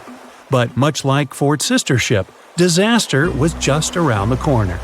On its 5th commercial voyage, Olympic collided with a Royal Navy ship, HMS Hawke. While the Olympic received damage to its side, Hawke crashed into the other vessel head-on. The bow of the Hawke was completely crushed by the collision, but because the ship had watertight compartments, it managed to survive the impact and later returned to shore for repair. Another study case is the SS Andrea Doria, which was an Italian ocean liner that made global headlines in 1956. Like the Titanic, the Andrea Doria was heading for New York City on its 101st voyage when disaster struck. On July 25th, The vessel collided with the 524-foot Swedish passenger liner Stockholm. The Stockholm hit the ship head-on, but the point of impact for the Andrea Doria was on its side. The front of the Stockholm was completely smashed, but because the impact was on its hull, it managed to survive. The Andrea Doria, however, sadly sank due to the collision being on the side of the ship. So these cases could suggest that maybe the Titanic would have survived had it hit the iceberg head-on. But we have to remember that the Titanic hit the thing full speed, whereas both the Olympic and the Andrea Doria were traveling slower. April 14, 1912. The dark night was filled with horrible sounds of a giant metal vessel breaking into two. The largest ship of that time collided with an iceberg that was on its way. The Titanic, one of the biggest stories of the 20th century that people still talk about. The starboard side of the giant vessel brushed up against the iceberg. It was 11:40 p.m. when things started going wrong. This iceberg caused enough damage for at least 5 watertight compartments in the hull to start filling with water. The crew immediately began a brief investigation to see if they could do anything and fix things. They had no one to rely on, all alone in the darkness of the cold night, far away from the land, the North Atlantic Ocean, around 400 miles south of Newfoundland, Canada. They needed time to figure out how to bring people to safety. They had some time, true, but not enough. If you watched the movie, you know the ship didn't plunge immediately after the icy doom had happened. The whole process lasted a good 2 hours and 40 minutes. But the situation was hard. There were 2,200 people to take care of, including crew and passengers, and things happening on the ship were chaotic. The chief designer, Thomas Andrews, soon realized they wouldn't be able to stay afloat. By midnight, the entire crew had begun preparing the lifeboats for launch. They had 20 boats with space for only 1,178 people, which was just a bit more than 50% of the people on board. The order was to get women and children to safety first. Crewmen were there to row and guide the boats. The scene over the next 2 hours gradually started escalating.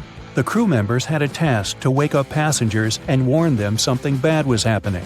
They wanted to place them into a fleet of lifeboats as soon as possible. At 12:15 a.m., some crew members sent out a distress signal. A steamship called Frankfurt was among the first ones that received the message and responded, but they were about 170 nautical miles away. Some other ships also got the message and offered their assistance, but sadly, they were too far away as well. At 12:20 a.m., the Cunard liner Carpathia got a distress signal from the Titanic and changed its course right away. They were 58 miles away at the time, and it would take them more than 3 hours to get there. 20 minutes later, the crew was lowering the first lifeboat. It was carrying only 27 passengers, although it had room for 65. Many of the lifeboats that were launched first were well below capacity. Crew members were worried, thinking the Davids wouldn't be able to hold a fully loaded lifeboat. And in the beginning, many passengers were just too afraid to leave the ship. They still thought Titanic was unsinkable and couldn't imagine the scenario that was going to happen 1 to 2 hours later. The crew was firing the first of 8 distress rockets. Unsuccessful. No one was close enough to help. By 1:20 a.m., they lowered 10 lifeboats. Number 8 had only 28 people in it. One of the passengers on the number 10 was 9-week-old Melvina Dean. She would later become the last survivor who lived until 2009 and turned 97. It was 2 a.m. already. 3 of the collapsible boats were the only lifeboats that remained on the ship. The bow of the vessel had sunk low and had tipped far under the surface. People around it could now clearly see stern propellers above the water. Crew members were lowering collapsible lifeboat D from the roof of the officers' quarters with over 20 passengers in it. As the ship's bow went under, the water was washing collapsible A from the deck. Those 20 people were struggling because their boat was partly filled with water. As crew members were trying to release collapsible B, it fell. Before they righted it, the water swept it off the ship. 30 passengers still managed to find safety on the overturned lifeboat. At 2:17 a.m., the ship's wireless operator decided to transmit one last distress call. A minute later, the light on the ship finally went out. Titanic and all left on board plunged into darkness.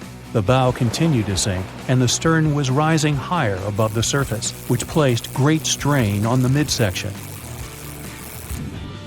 Horrible sounds were filling the night. Titanic, this massive, legendary ship so many people placed their hopes in and were excited about, broke into two between the third and fourth funnels. Reports would speculate it took about 6 minutes for the bow section to reach the ocean bottom. The stern settled back in the water before it rose again into a vertical position. It remained in this situation until it finally disappeared into the ocean. At 2:20 a.m., the stern apparently retained air inside, and water pressure crushed it as it went down. The stern landed about 2,000 feet away from the bow. People consider the Titanic the fastest ship in the world. They thought it was unsinkable because 4 of its compartments could be flooded, and that still wouldn't cause a critical loss of buoyancy. Its life was problematic since its beginning. While the ship was leaving port, it moved within a couple of feet of the steamer New York. It managed to safely pass by, which was a huge relief for all those worried passengers massed on the ship's decks. Titanic sailed off on the 10th of April. Its first journey was across the highly competitive Atlantic route. On the launch day, the Titanic became the biggest movable object in the history of humankind. 882 feet long, 92 feet wide. Not that big if you compare it with today's ships. The biggest cruise ship in the world today is Royal Caribbean's Symphony of the Seas, which is roughly 5 times the size of Titanic. If you put that ship in a vertical position, it would be nearly as tall as the Empire State Building, which is 1,250 feet without antennas. But Titanic was a huge attraction back in its time. At one moment of their journey, they stopped in France, after which they made another stop in Ireland. Once the final passengers boarded, the massive ship set out at full speed for their final destination, New York City. 4 days after the beginning of its journey, Titanic failed to divert its course from a huge iceberg, the story we all know about. Only 700 people survived, and most of them were women and children. The night was extremely cold, 1 hour and 20 minutes after Titanic had gone down to the bottom of the ocean. Survivors weren't even sure someone was coming to save them. Finally, they saw the light. It was Carpathia coming towards them. They came for the people in the lifeboats. The crew brought them aboard and pulled a handful of other passengers out of the water. Many ships tried to contact Titanic a few hours after it sank. Their messages were never returned.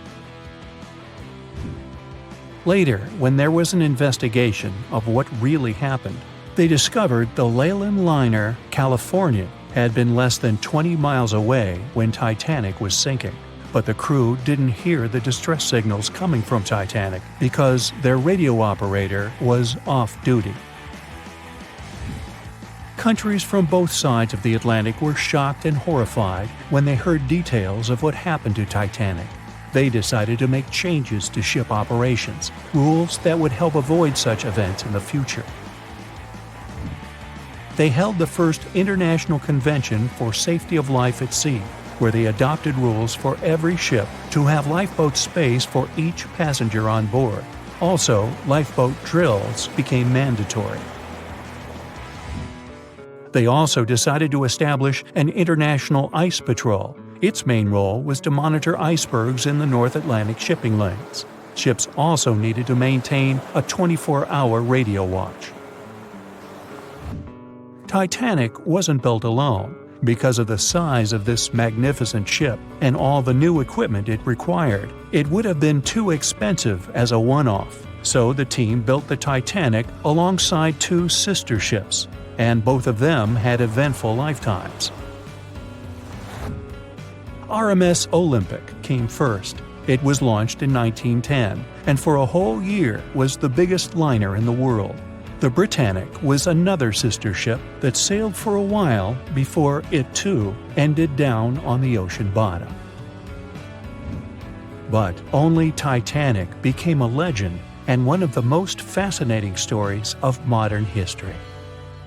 The night was dark and scary. A few hundred people were sitting in lifeboats, not knowing what would happen next or what their lives would look like from that moment on. All they knew was the giant ship they had been sailing on just a couple of hours earlier disappeared in front of their eyes. They were alone, waiting for help. Is anyone even coming? They had no idea if the rest of the ships that were traveling relatively close to them had heard their call for help. There was nothing else to do but wait. The Titanic, an iceberg, and one night, April 14th, 1912. It's one of the most famous stories from modern history that everyone talks about, even now, more than 100 years later. The 16 lifeboats on board could only accommodate a little more than 50%, 1,178 people, of the total number of passengers that were on board. And many of them were still half empty. In one of them, there was a little 2-month-old girl, Milvina Dean, the youngest passenger on board the giant ship. Her parents had decided to leave England because they wanted to build a better life in the United States.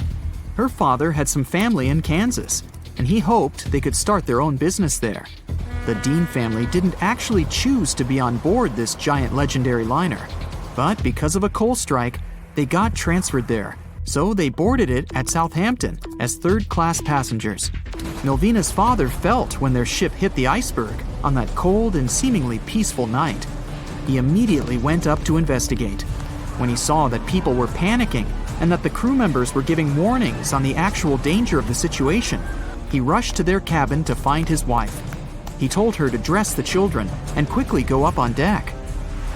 The crew members gave the order to get the lifeboats ready and start transferring women and children there first. It was a chance for at least some family members to get to safety. Milvina, her mother, and her brother got in Lifeboat 10. They were among the first off the liner out of the 706 crew members and passengers who managed to escape the sinking ship. Later, the liner called Carpathia heard their call for help, came for the passengers, and took them to New York. Her father, unfortunately, stayed behind them and didn't manage to save himself. Milvina grew up in Ashurst, England, which wasn't far from where she set sail on the ship. She spent her life working as a secretary and an assistant in small businesses in Southampton. She never married. Milvina always used to say she never spoke about the whole Titanic thing because she remembered nothing about it, so she didn't want people to think she was just drawing attention to herself. But in 1985, a French-American team got together and located the wreck of the Titanic. It was around 370 miles east of Mistaken Point, Newfoundland, in water that was more than 2 miles deep. That's when they confirmed the ship split in two. For decades, people believed the ship sank in one piece. They thought the only significant damage was the damage the hull got from its contact with the iceberg. In reality, it broke in half, right between its third and fourth funnels. It happened shortly before the ship disappeared under the surface of the water, and the whole thing, starting from the moment when they hit the iceberg, lasted around 2 hours and 40 minutes. People didn't pay that much attention to the Titanic until this team of researchers found the wreck. In the last year of her life, she sold some of her family's possessions at auction to pay for her stay in a nursing home. The items she sold also included a suitcase filled with clothes that her family got when they arrived in the US, and compensation letters her mom got from the Titanic Relief Fund. The compensation letters outlined the financial aid that certain passengers received who had survived the loss of their loved ones. She lived until the age of 97 when she caught pneumonia. She was the youngest of the 705 people that survived the whole event. The Titanic was the world's largest ship. Since it was so big, some thought the vessel should have had 4 exhaust stacks. But Thomas Andrews, the man who designed the ship, believed that only 3 were necessary. So, the Titanic basically had one purely decorative stack. 2,200 people were on board when the ship sank. There were 908 crew members, and the maximum number of passengers on board, which was 3,500. As you probably saw in the movie, there were different classes of passengers. The estimated overall wealth of those in first class was about $500 million. And researchers estimated $6 million worth of things went down to the ocean bottom, together with the ship. In first class, this liner was a place of luxury. It had 4 restaurants, 2 libraries, 2 barber shops, reading rooms, and a photographic darkroom on board. There was also a heated swimming pool, but only first-class passengers could use it, at a price of 1 shilling a time. The ship also had Turkish baths and electric baths, and passengers could use each for 4 shillings at a time. The cost to build this massive giant was $7.5 million, but that was back in 1912. Today, it would be about $200 million. First-class tickets cost $2,560 at the time, which is today's equivalent of $61,000. What would you get in these expensive cabins? A sitting room, 2 bedrooms, 2 wardrobe rooms, and a bathroom. Would you pay that much for those luxuries? Teams of researchers still haven't explored many areas on the Titanic. It's still very, very hard to access them with underwater vehicles. There was a lifeboat drill scheduled for the same day the Titanic sank, but it was called off for some reason. The crew had done just 1 lifeboat drill, and that was when the ship was still docked. But even if the crew members had been properly trained and each lifeboat had been filled, the capacity was still not enough to save each and every passenger. The Titanic was the biggest movable object in the world at that time. On May 31st, 1911, its immense hull made its way down the slipways and ended up in the River Lagan in Belfast. Over 100,000 people were there to see the launch, which took just a little more than a minute and went off without a hitch. The people who were in charge of the ship immediately towed the hull to a mammoth fitting-out dock. Thousands of workers spent most of the next year there working hard, building the decks and constructing all those luxury interiors that gave the Titanic its specific look. They were also installing the 29 giant boilers that would power the ship's 2 main steam engines. All that to get the title unsinkable. The ship had more than just one fatal flaw. You may have heard of one of its design flaws. The airtight bulkheads weren't completely sealed on top. This allowed water to flow from one compartment to another, which eventually sank the liner. And Titanic had more flaws. High sulfur content, cold temperatures, and high speeds largely affected the steel of the vessel's hull and the iron of its rivets. The steel here shattered, while the rivets popped out relatively easily. This was the reason the Titanic sunk 24 times faster than we'd expect. There are many theories about what really led to the sinking of such a giant. And one says a full moon from a couple of months before could be one of the reasons. It may have created very strong tides that sent a flotilla of icebergs southward. This was right in time for the Titanic's maiden voyage. Research says an optical illusion prevented the ship from getting help. One famous British historian, Tim Moulton, thought the atmosphere on the night of the sinking created specific conditions that made it very hard for the crew members to spot icebergs. They partially caused something called superrefraction. The extraordinary bending of light causes miraging, and several ships in the area recorded it. Not only did this prevent the crew from seeing the troublesome iceberg in time, but it also stopped one of the ships that could have offered help from identifying the call for help and communicating with the Titanic crew. Also, some say the ship was traveling too fast. From the start, they blamed the skipper for sailing such a big liner at such a high speed, 22 knots, through the cold and unpredictable waters of the North Atlantic, which was full of hidden icebergs. On April 10, 1912, the RMS Titanic set sail from England. But this wasn't the launch of a regular ship. The Titanic was the largest liner ever built at the time. It was 882 feet long. That's nearly the size of 3 soccer fields. And measured from the hull to the top of the smokestacks, the ship was an impressive 175 feet tall. That's the size of a 17-story building.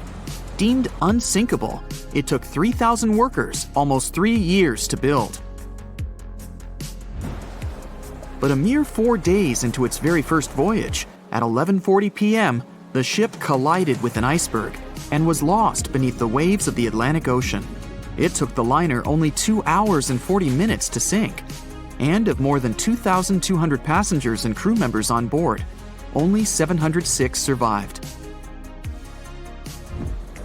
The wreck would remain lost for another 73 years, hiding its many secrets within the frigid Atlantic waters.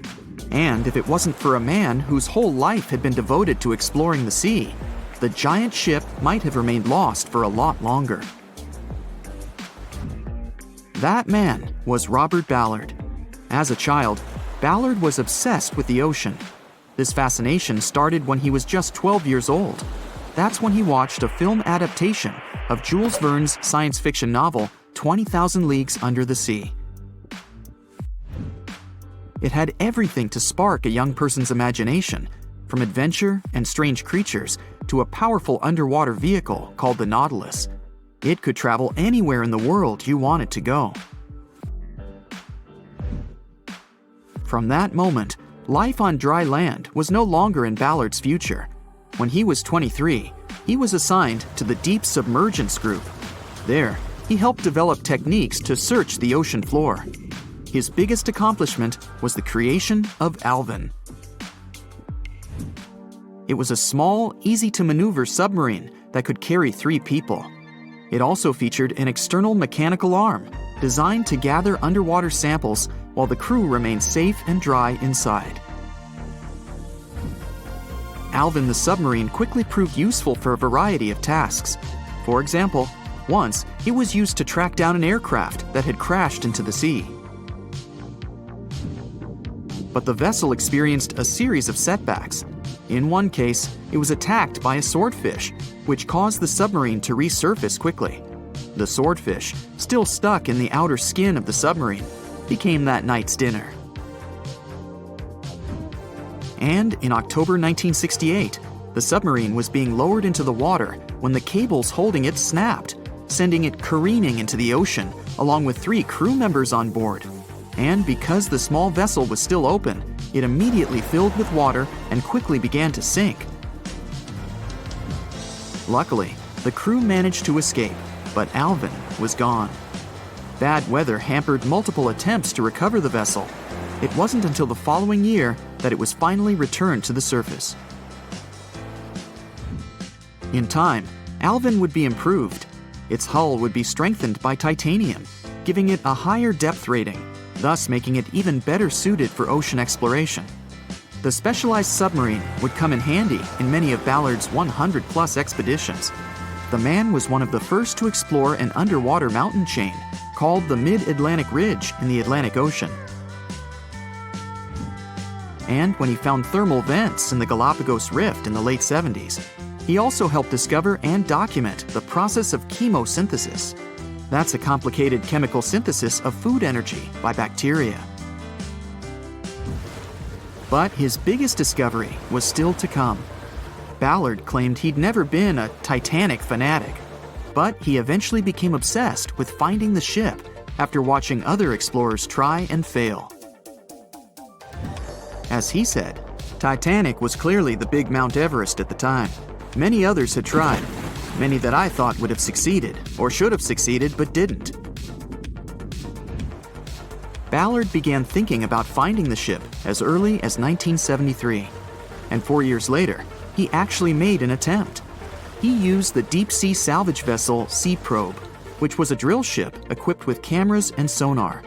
But he was forced to give up when the drilling pipe broke. It just wasn't his time. In the early 80s, a Texas oil man named Jack Grimm tried to find the wreck on 3 different occasions. Once, Grimm was actually right over the Titanic, but his equipment failed to detect it. That's what we call extreme bad luck. Ballard was just biding his time. He needed a plan and some help. The first issue was getting down to the bottom of the Atlantic. The furthest down he had ever traveled before was 20,000 feet, and this trip took him 3 hours, and that didn't include the way back up. Ballard knew he could use Alvin, already enhanced with a titanium hull, to withstand the pressure of the ocean. But he also needed something that didn't require him to actually go down with it. An unpiloted, remote-controlled submarine would be ideal. But first, he would have to create one. He reached out to the authorities, hoping they would provide funding for his project. And though officials had no interest in the Titanic, they were willing to help. But there was a catch. Ballard had to first focus on tracking down 2 submarines, the Thresher and the Scorpion, which had sunk to the bottom of the Atlantic Ocean in the 1960s. The authorities were hoping to study them to find out why they had sunk in the first place. They also wanted to know if they could be recovered or if it was safe to leave them on the ocean floor. Only when he had successfully completed this task would he be free to use any remaining time on his contract to find the Titanic. With no other options for funding, Ballard took the offer. He got to work. First, he created 2 new devices. Argo was an unpiloted, deep-towed undersea video camera sled. It was designed to take photos and record videos from a series of cameras mounted on it. It could work at depths of up to 20,000 feet, and it could also explore nearly 98% of the ocean floor. Argo was supposed to be tethered to a boat. As the boat moved, Argo would be pulled behind, floating just above the ocean floor. The camera would then transmit images to the surface. The second device was a small robotic vehicle called Jason Jr. It was also controlled remotely, which allowed the crew inside a submarine, like Alvin, to get closer to and photograph underwater objects. Ballard was now ready. He knew he had to find those submarines quickly, and it didn't take him long. Much to his relief, the search was relatively simple, and he was able to fulfill his obligations with 12 days to spare. With almost 2 weeks to devote to finding the Titanic, he set out to explore the ocean. He focused the search close to Newfoundland, Canada, pulling Argo along the ocean floor and reviewing the images it collected. And after a few days of nothing, they eventually found riveted hull plates and a boiler. Could this be it? The next day, a ship's large bow was revealed. On September 1st, 1985, Ballard and his fellow crew members realized they had finally found the infamous ship. The discovery resulted in a mix of emotions. Ballard was excited to be the first to find the Titanic's final resting place, but he was also overwhelmed by the sense of grief for those who had suffered when the ship had gone down. Over the next 4 days, the crew explored the wreck. They found the crow's nest, from where the iceberg had first been spotted. Plus, there was finally evidence of how the massive ship had split in 2 before sinking, with both halves of the ship found. There was furniture and dinnerware, and sadly, several leather shoes of those who hadn't made it to safety were scattered about the ocean floor. Ballard succeeded where others had failed and became an instant celebrity around the world. You'd think that locating the Titanic would be enough for one man, but not for Ballard. In 2019, he took on the challenge of solving another mystery, the disappearance of Amelia Earhart. Earhart had attempted to be the first woman to fly around the world. Unfortunately, she disappeared somewhere over the Pacific Ocean in 1937. She and her plane were never found. Ballard hoped that his luck with the Titanic would help with finding where Earhart had gone down, but his expedition failed to find anything. And though Robert Ballard has found more shipwrecks than anybody else, it's only the tip of the iceberg. It's estimated that there are over 3 million shipwrecks in the ocean, and Ballard has only located 100 of them. Now in his late 70s, the man is hoping to encourage young people to continue his work of exploring the ocean and its many mysteries. In 1989, he started the Jason Learning Project to inspire grade school students to pursue science, technology, engineering, and math. He has his own research vessel called the EV Nautilus, after the name of the submarine in Jules Verne's novel, a fitting tribute to the story that inspired his career. John watched on in disbelief as he drifted away on a piece of wood in the freezing waters of the Arctic, slowly drifting away. John looked upon the vessel he had worked and lived on as it raised its enormous bow high into the sky, then broke in half, causing a sound that only a crack of lightning could replicate. Distraught and dumbstruck, believing that he and he alone knew the dark truth behind the demise of the unsinkable ship, the Titanic. 5 days earlier, as the Titanic set sail on its maiden voyage, John worked hard alongside his mates in the coal bunker, stocking up the coal to feed the Titanic's mighty furnace. They had stocked and stored more than John had ever witnessed on any other ship he'd worked on. But this was the Titanic, the grandest ship to have ever sailed the seas. On the Titanic, there could never be too much coal. As they left Belfast and pushed toward Southampton, there was a large bang below decks that went unnoticed. The furnace was roaring and the turbines were spinning, pushing the Titanic forward at a quickened pace. The crew cheered as the vessel moved forward, unaware of the loud, concerning noise. Arriving in Southampton, Greg came aboard, amongst hundreds of other passengers. With 13 years at sea, his vast experience included the role as a quartermaster on 6 previous ships. Ready for a new challenge aboard the greatest vessel ever made, he was looking forward to this next challenge of his career.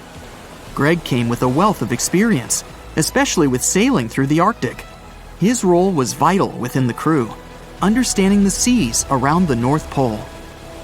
He would be a key lookout as they set to cross the perilous path of the Iceberg Alley.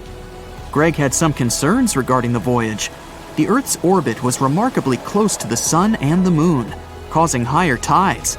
This would make icebergs more prominent, drifting them further away and towards the route of the Titanic as they journeyed to New York.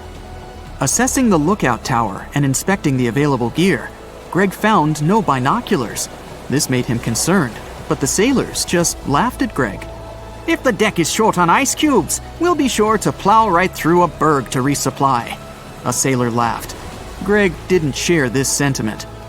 Eager to find out why they had been left short-handed on equipment, since he had such a vital role on the ship, Greg inquired further. Sadly, the officer with the keys to the binocular supply cupboard had been removed from the crew at the last minute. Greg couldn't believe something of this importance had been overlooked. For such a mighty ship with so many people aboard and crossing in a particularly perilous path, this just didn't make sense. But not wanting to be fined for breaking into the ship's property, Greg let it slide, hoping that they wouldn't need the binoculars in the end. Ultimately, if there were icebergs expected, a warning call would be made to the captain, informing of any concerns. Little did Greg know that a warning had been received, notifying of the dangers that awaited. But the telegram didn't provide the required prefix, which would have ensured direct delivery to the captain. So, the critical warning was just overlooked. John and his crew below decks prepared for departure, stoking the engines. He noticed an essence of thick exhaust, far too heavy than what would be expected from the furnaces. The crew searched throughout the lower decks. Following a thorough search, they managed to locate the cause of the exhaust. It was an ignited pile of coal within a coal bunker. Unknown when it had ignited, a buildup of coal had clearly been smoldering, slowly growing in size. The amount of smoldering coal was concerning. The alarm was raised, alerting an officer to review the matter. The officer assessed the damage and confirmed with the captain that it was deemed to be of little concern, as only minor damage had been caused. John was unsure of this assessment, as he knew that in confined spaces, surrounded by iron bulkheads, an oven-like environment arises that intensifies the heat with time. But the Titanic would power forward, making no sense to John as they had only just departed from Southampton. He was sure they would have turned back. John and his crew were ordered to shovel the already lit coal into the furnace and continue shoveling until all the smoldering contents would be contained. It was a possible but painstaking task that could take the entire journey. The continuous intake of coal would ensure the turbines would spin at a constant, accelerated pace, not what the Titanic was designed for. It was meant to be a luxurious passenger liner and not for breaking speed records. However, the crew would find enthusiasm in not only acknowledging the Titanic as unsinkable, but also as the fastest. John and his crew continued to shovel the coal into the furnace for several days. The temperature within the bow was becoming hotter every day. The bulkhead's contained heat was so severe that it became weak at the seams in the iron walls and rivets. 2 more days, lads, just 2 more days. John was laughing, trying to raise the spirits of his mates as they were working tirelessly. But as they were all laughing, joking, and looking forward to dry land, they unknowingly approached their final destination. The Titanic was speeding through the calm sea. Greg looked ahead, above in the lookout tower, keeping a keen eye out as they were in iceberg territory now. Even though the way seemed clear, false horizons could occur, creating confusion about how far objects in the distance truly were. As they were traveling in the Gulf Stream waters into the colder Labrador Current, air columns cooled from the bottom upwards, creating a thermal inversion. This incredibly high air pressure ensured fog wasn't present, providing a deceptively clear outlook. But the thermal inversion can also create optical illusions, showing the horizon further away, appearing higher in the distance, or masking whatever objects that could come before it. These false horizons could easily hide any icebergs that could be approaching. Greg knew the perils of a calm sea in the Arctic, preferring the rough waters, where it's easier to detect icebergs within waves. Peering from the lookout, Greg was looking towards the dark abyss ahead. Suddenly, within 1 mile directly in front, a formidable image quickly emerged from the dark waters surrounding. Iceberg right ahead! Greg yelled to his mate, who quickly called to the helm and directed them to steer hard to starboard. The helmsman received the call. In the heat of the moment, he turned the wheel counterclockwise. He then realized he'd turned the wheel the wrong way and quickly went in the opposite direction. The ship aimed towards the iceberg, veering to the port side whilst reducing speed. Although there was a delay in turning the wheel, since there was a short distance from the signal and the fast pace that they sailed at, it may not have made a difference. As they approached the iceberg, it appeared as though they'd miss it, but over 87% of an iceberg is underwater. And as they came along the side, the hidden ice underneath hit the port side bow, piercing the side of the hull with a 12-square-foot tear. The ship shook, with all aboard aware that something was amiss. Amongst the confusion and fear, they were oblivious of the damage. As they gathered their bearings, 6 out of 16 compartments were quickly filling up with seawater. The hull could only withstand 4 compartments filling before sinking. Time was ticking as the Titanic made its descent into the depths. The weakened bulkhead with heated steel pillars and rivets broke under the pressure and sudden change of temperature from the ice-cold water. The call was made to abandon the ship. Lifeboats were prepared to be released, while help signals were sent out to nearby ships. The radio operator was guiltily sitting, constantly calling out to a nearby ship that had been in contact with the Titanic recently. There was steady communication with this ship over the past few days, providing warnings of icebergs since the Titanic departed from Southampton. The final warning message received was just 1 hour ago. Upon receiving the final warning, the operator ignorantly responded, "Shut up," with the assumption that their warnings of icebergs were pointless. Following this unfortunate response, the ship turned their radio off and provided radio silence. The closest ship that was responding to their distress signals was 500 miles away, too far to provide any assistance in time. There were countless mistakes that caused the Titanic's watery end, whether they contributed directly or from sheer ignorance. The most tragic of them was the number of people aboard the ship, 2,224 of them. There were only enough lifeboats provided to rescue 1,178, barely half of the people. Once a famous giant, the largest ship of that time, now 2 grand pieces lying on the ocean bottom about 2,000 feet apart, torn by the catastrophic collision of time itself. The stern of the Titanic got completely ruined after hitting the ocean floor. but you can still recognize the bow since many interiors were left preserved. There's a type of bacteria found on the ship's rusticles. A rusticle is this brownish formation of rust. It occurs deep underwater when the wrought iron the ship is made of oxidizes. It means the bacteria eat the iron of the Titanic's hull, piece by piece. And it seems they might finish their snack by 2030, way sooner than when anyone would expect the wreck to be gone forever. You may think it would probably be easier to take the wreck out of the water so that we got to keep it, but it would fall apart if anyone tried to do that.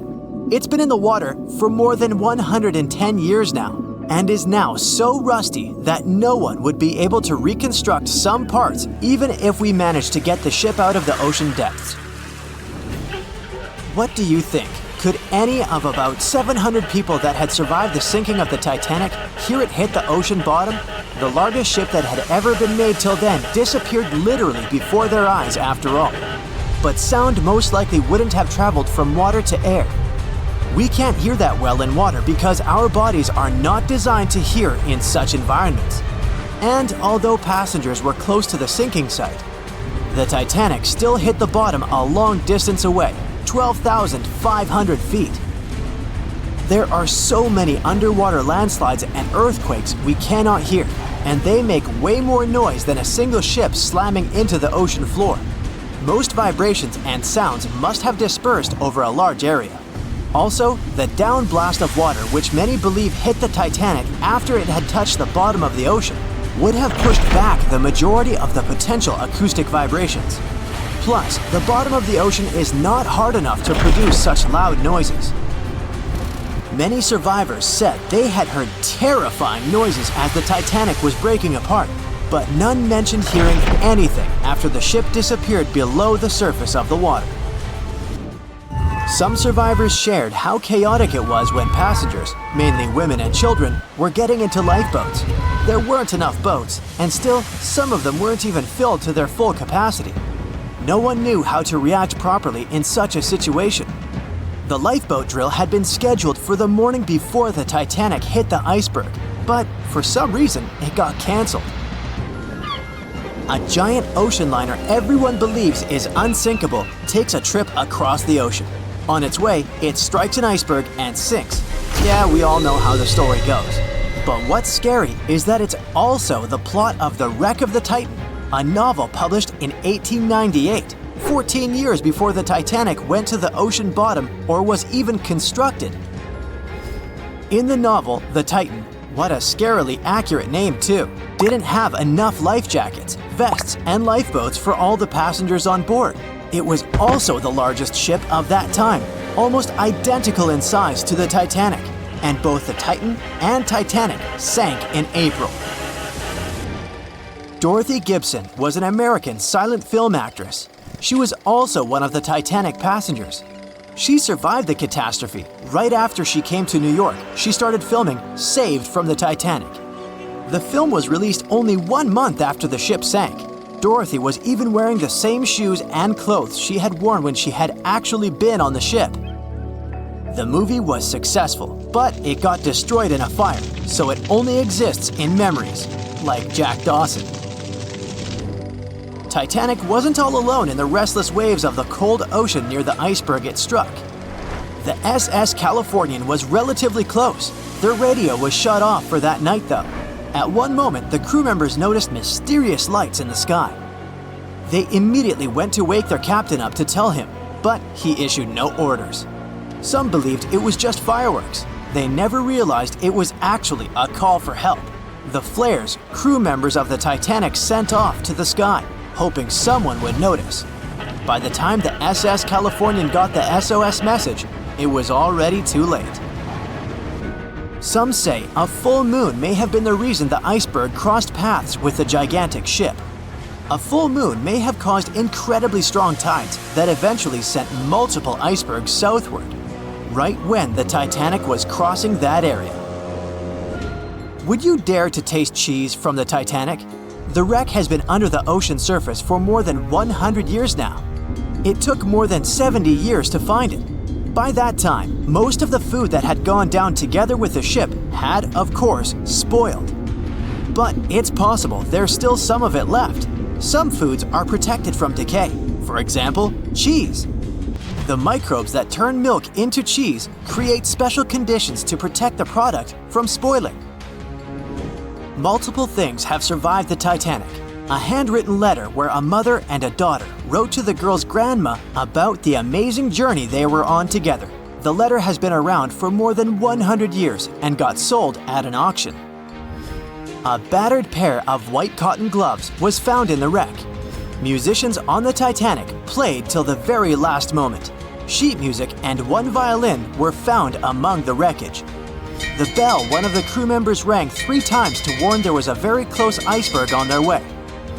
A pocket watch that stopped at 1:45 a.m., the time when the ship went under the water.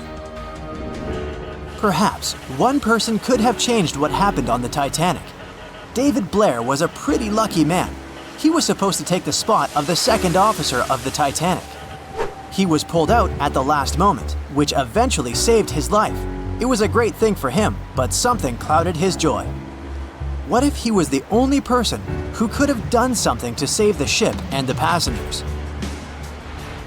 Back in the day, ships didn't have smart advanced technology like they do today.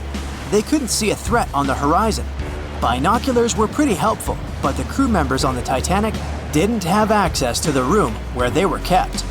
David Blair was the man responsible for the keys. He left the ship in a hurry and forgot to hand over the keys that were in his pocket. Maybe if the crew members had had access to the binoculars, they would have seen the iceberg on time and had enough time to change course. It's possible that the giant iceberg that sent the Titanic to the ocean bottom was made of snow that had fallen in southwest Greenland. Scientists even used a computer model to calculate the paths the iceberg took in any given year, taking into consideration ocean currents and weather readings for that year. It's possible that the iceberg was 1,700 feet long, with a weight of around 75 tons. By the time it collided with the Titanic, it had dwindled down to only 1.5 tons. Violet Constance Jessup was, as many called her, Miss Unsinkable. She was only 24 years old when she joined the Titanic crew as a stewardess. On the tragic night when the ship struck the iceberg, she was lying in bed. As soon as she heard that something was going on, she got dressed and quickly went to the deck. Violet helped passengers get into lifeboats. 4 years later, she was on the Britannic, the Titanic's sister ship. Once again, the ship started sinking. Not only did the woman survive another accident, but she was also once again the one helping other people to escape the vessel before it disappeared below the surface.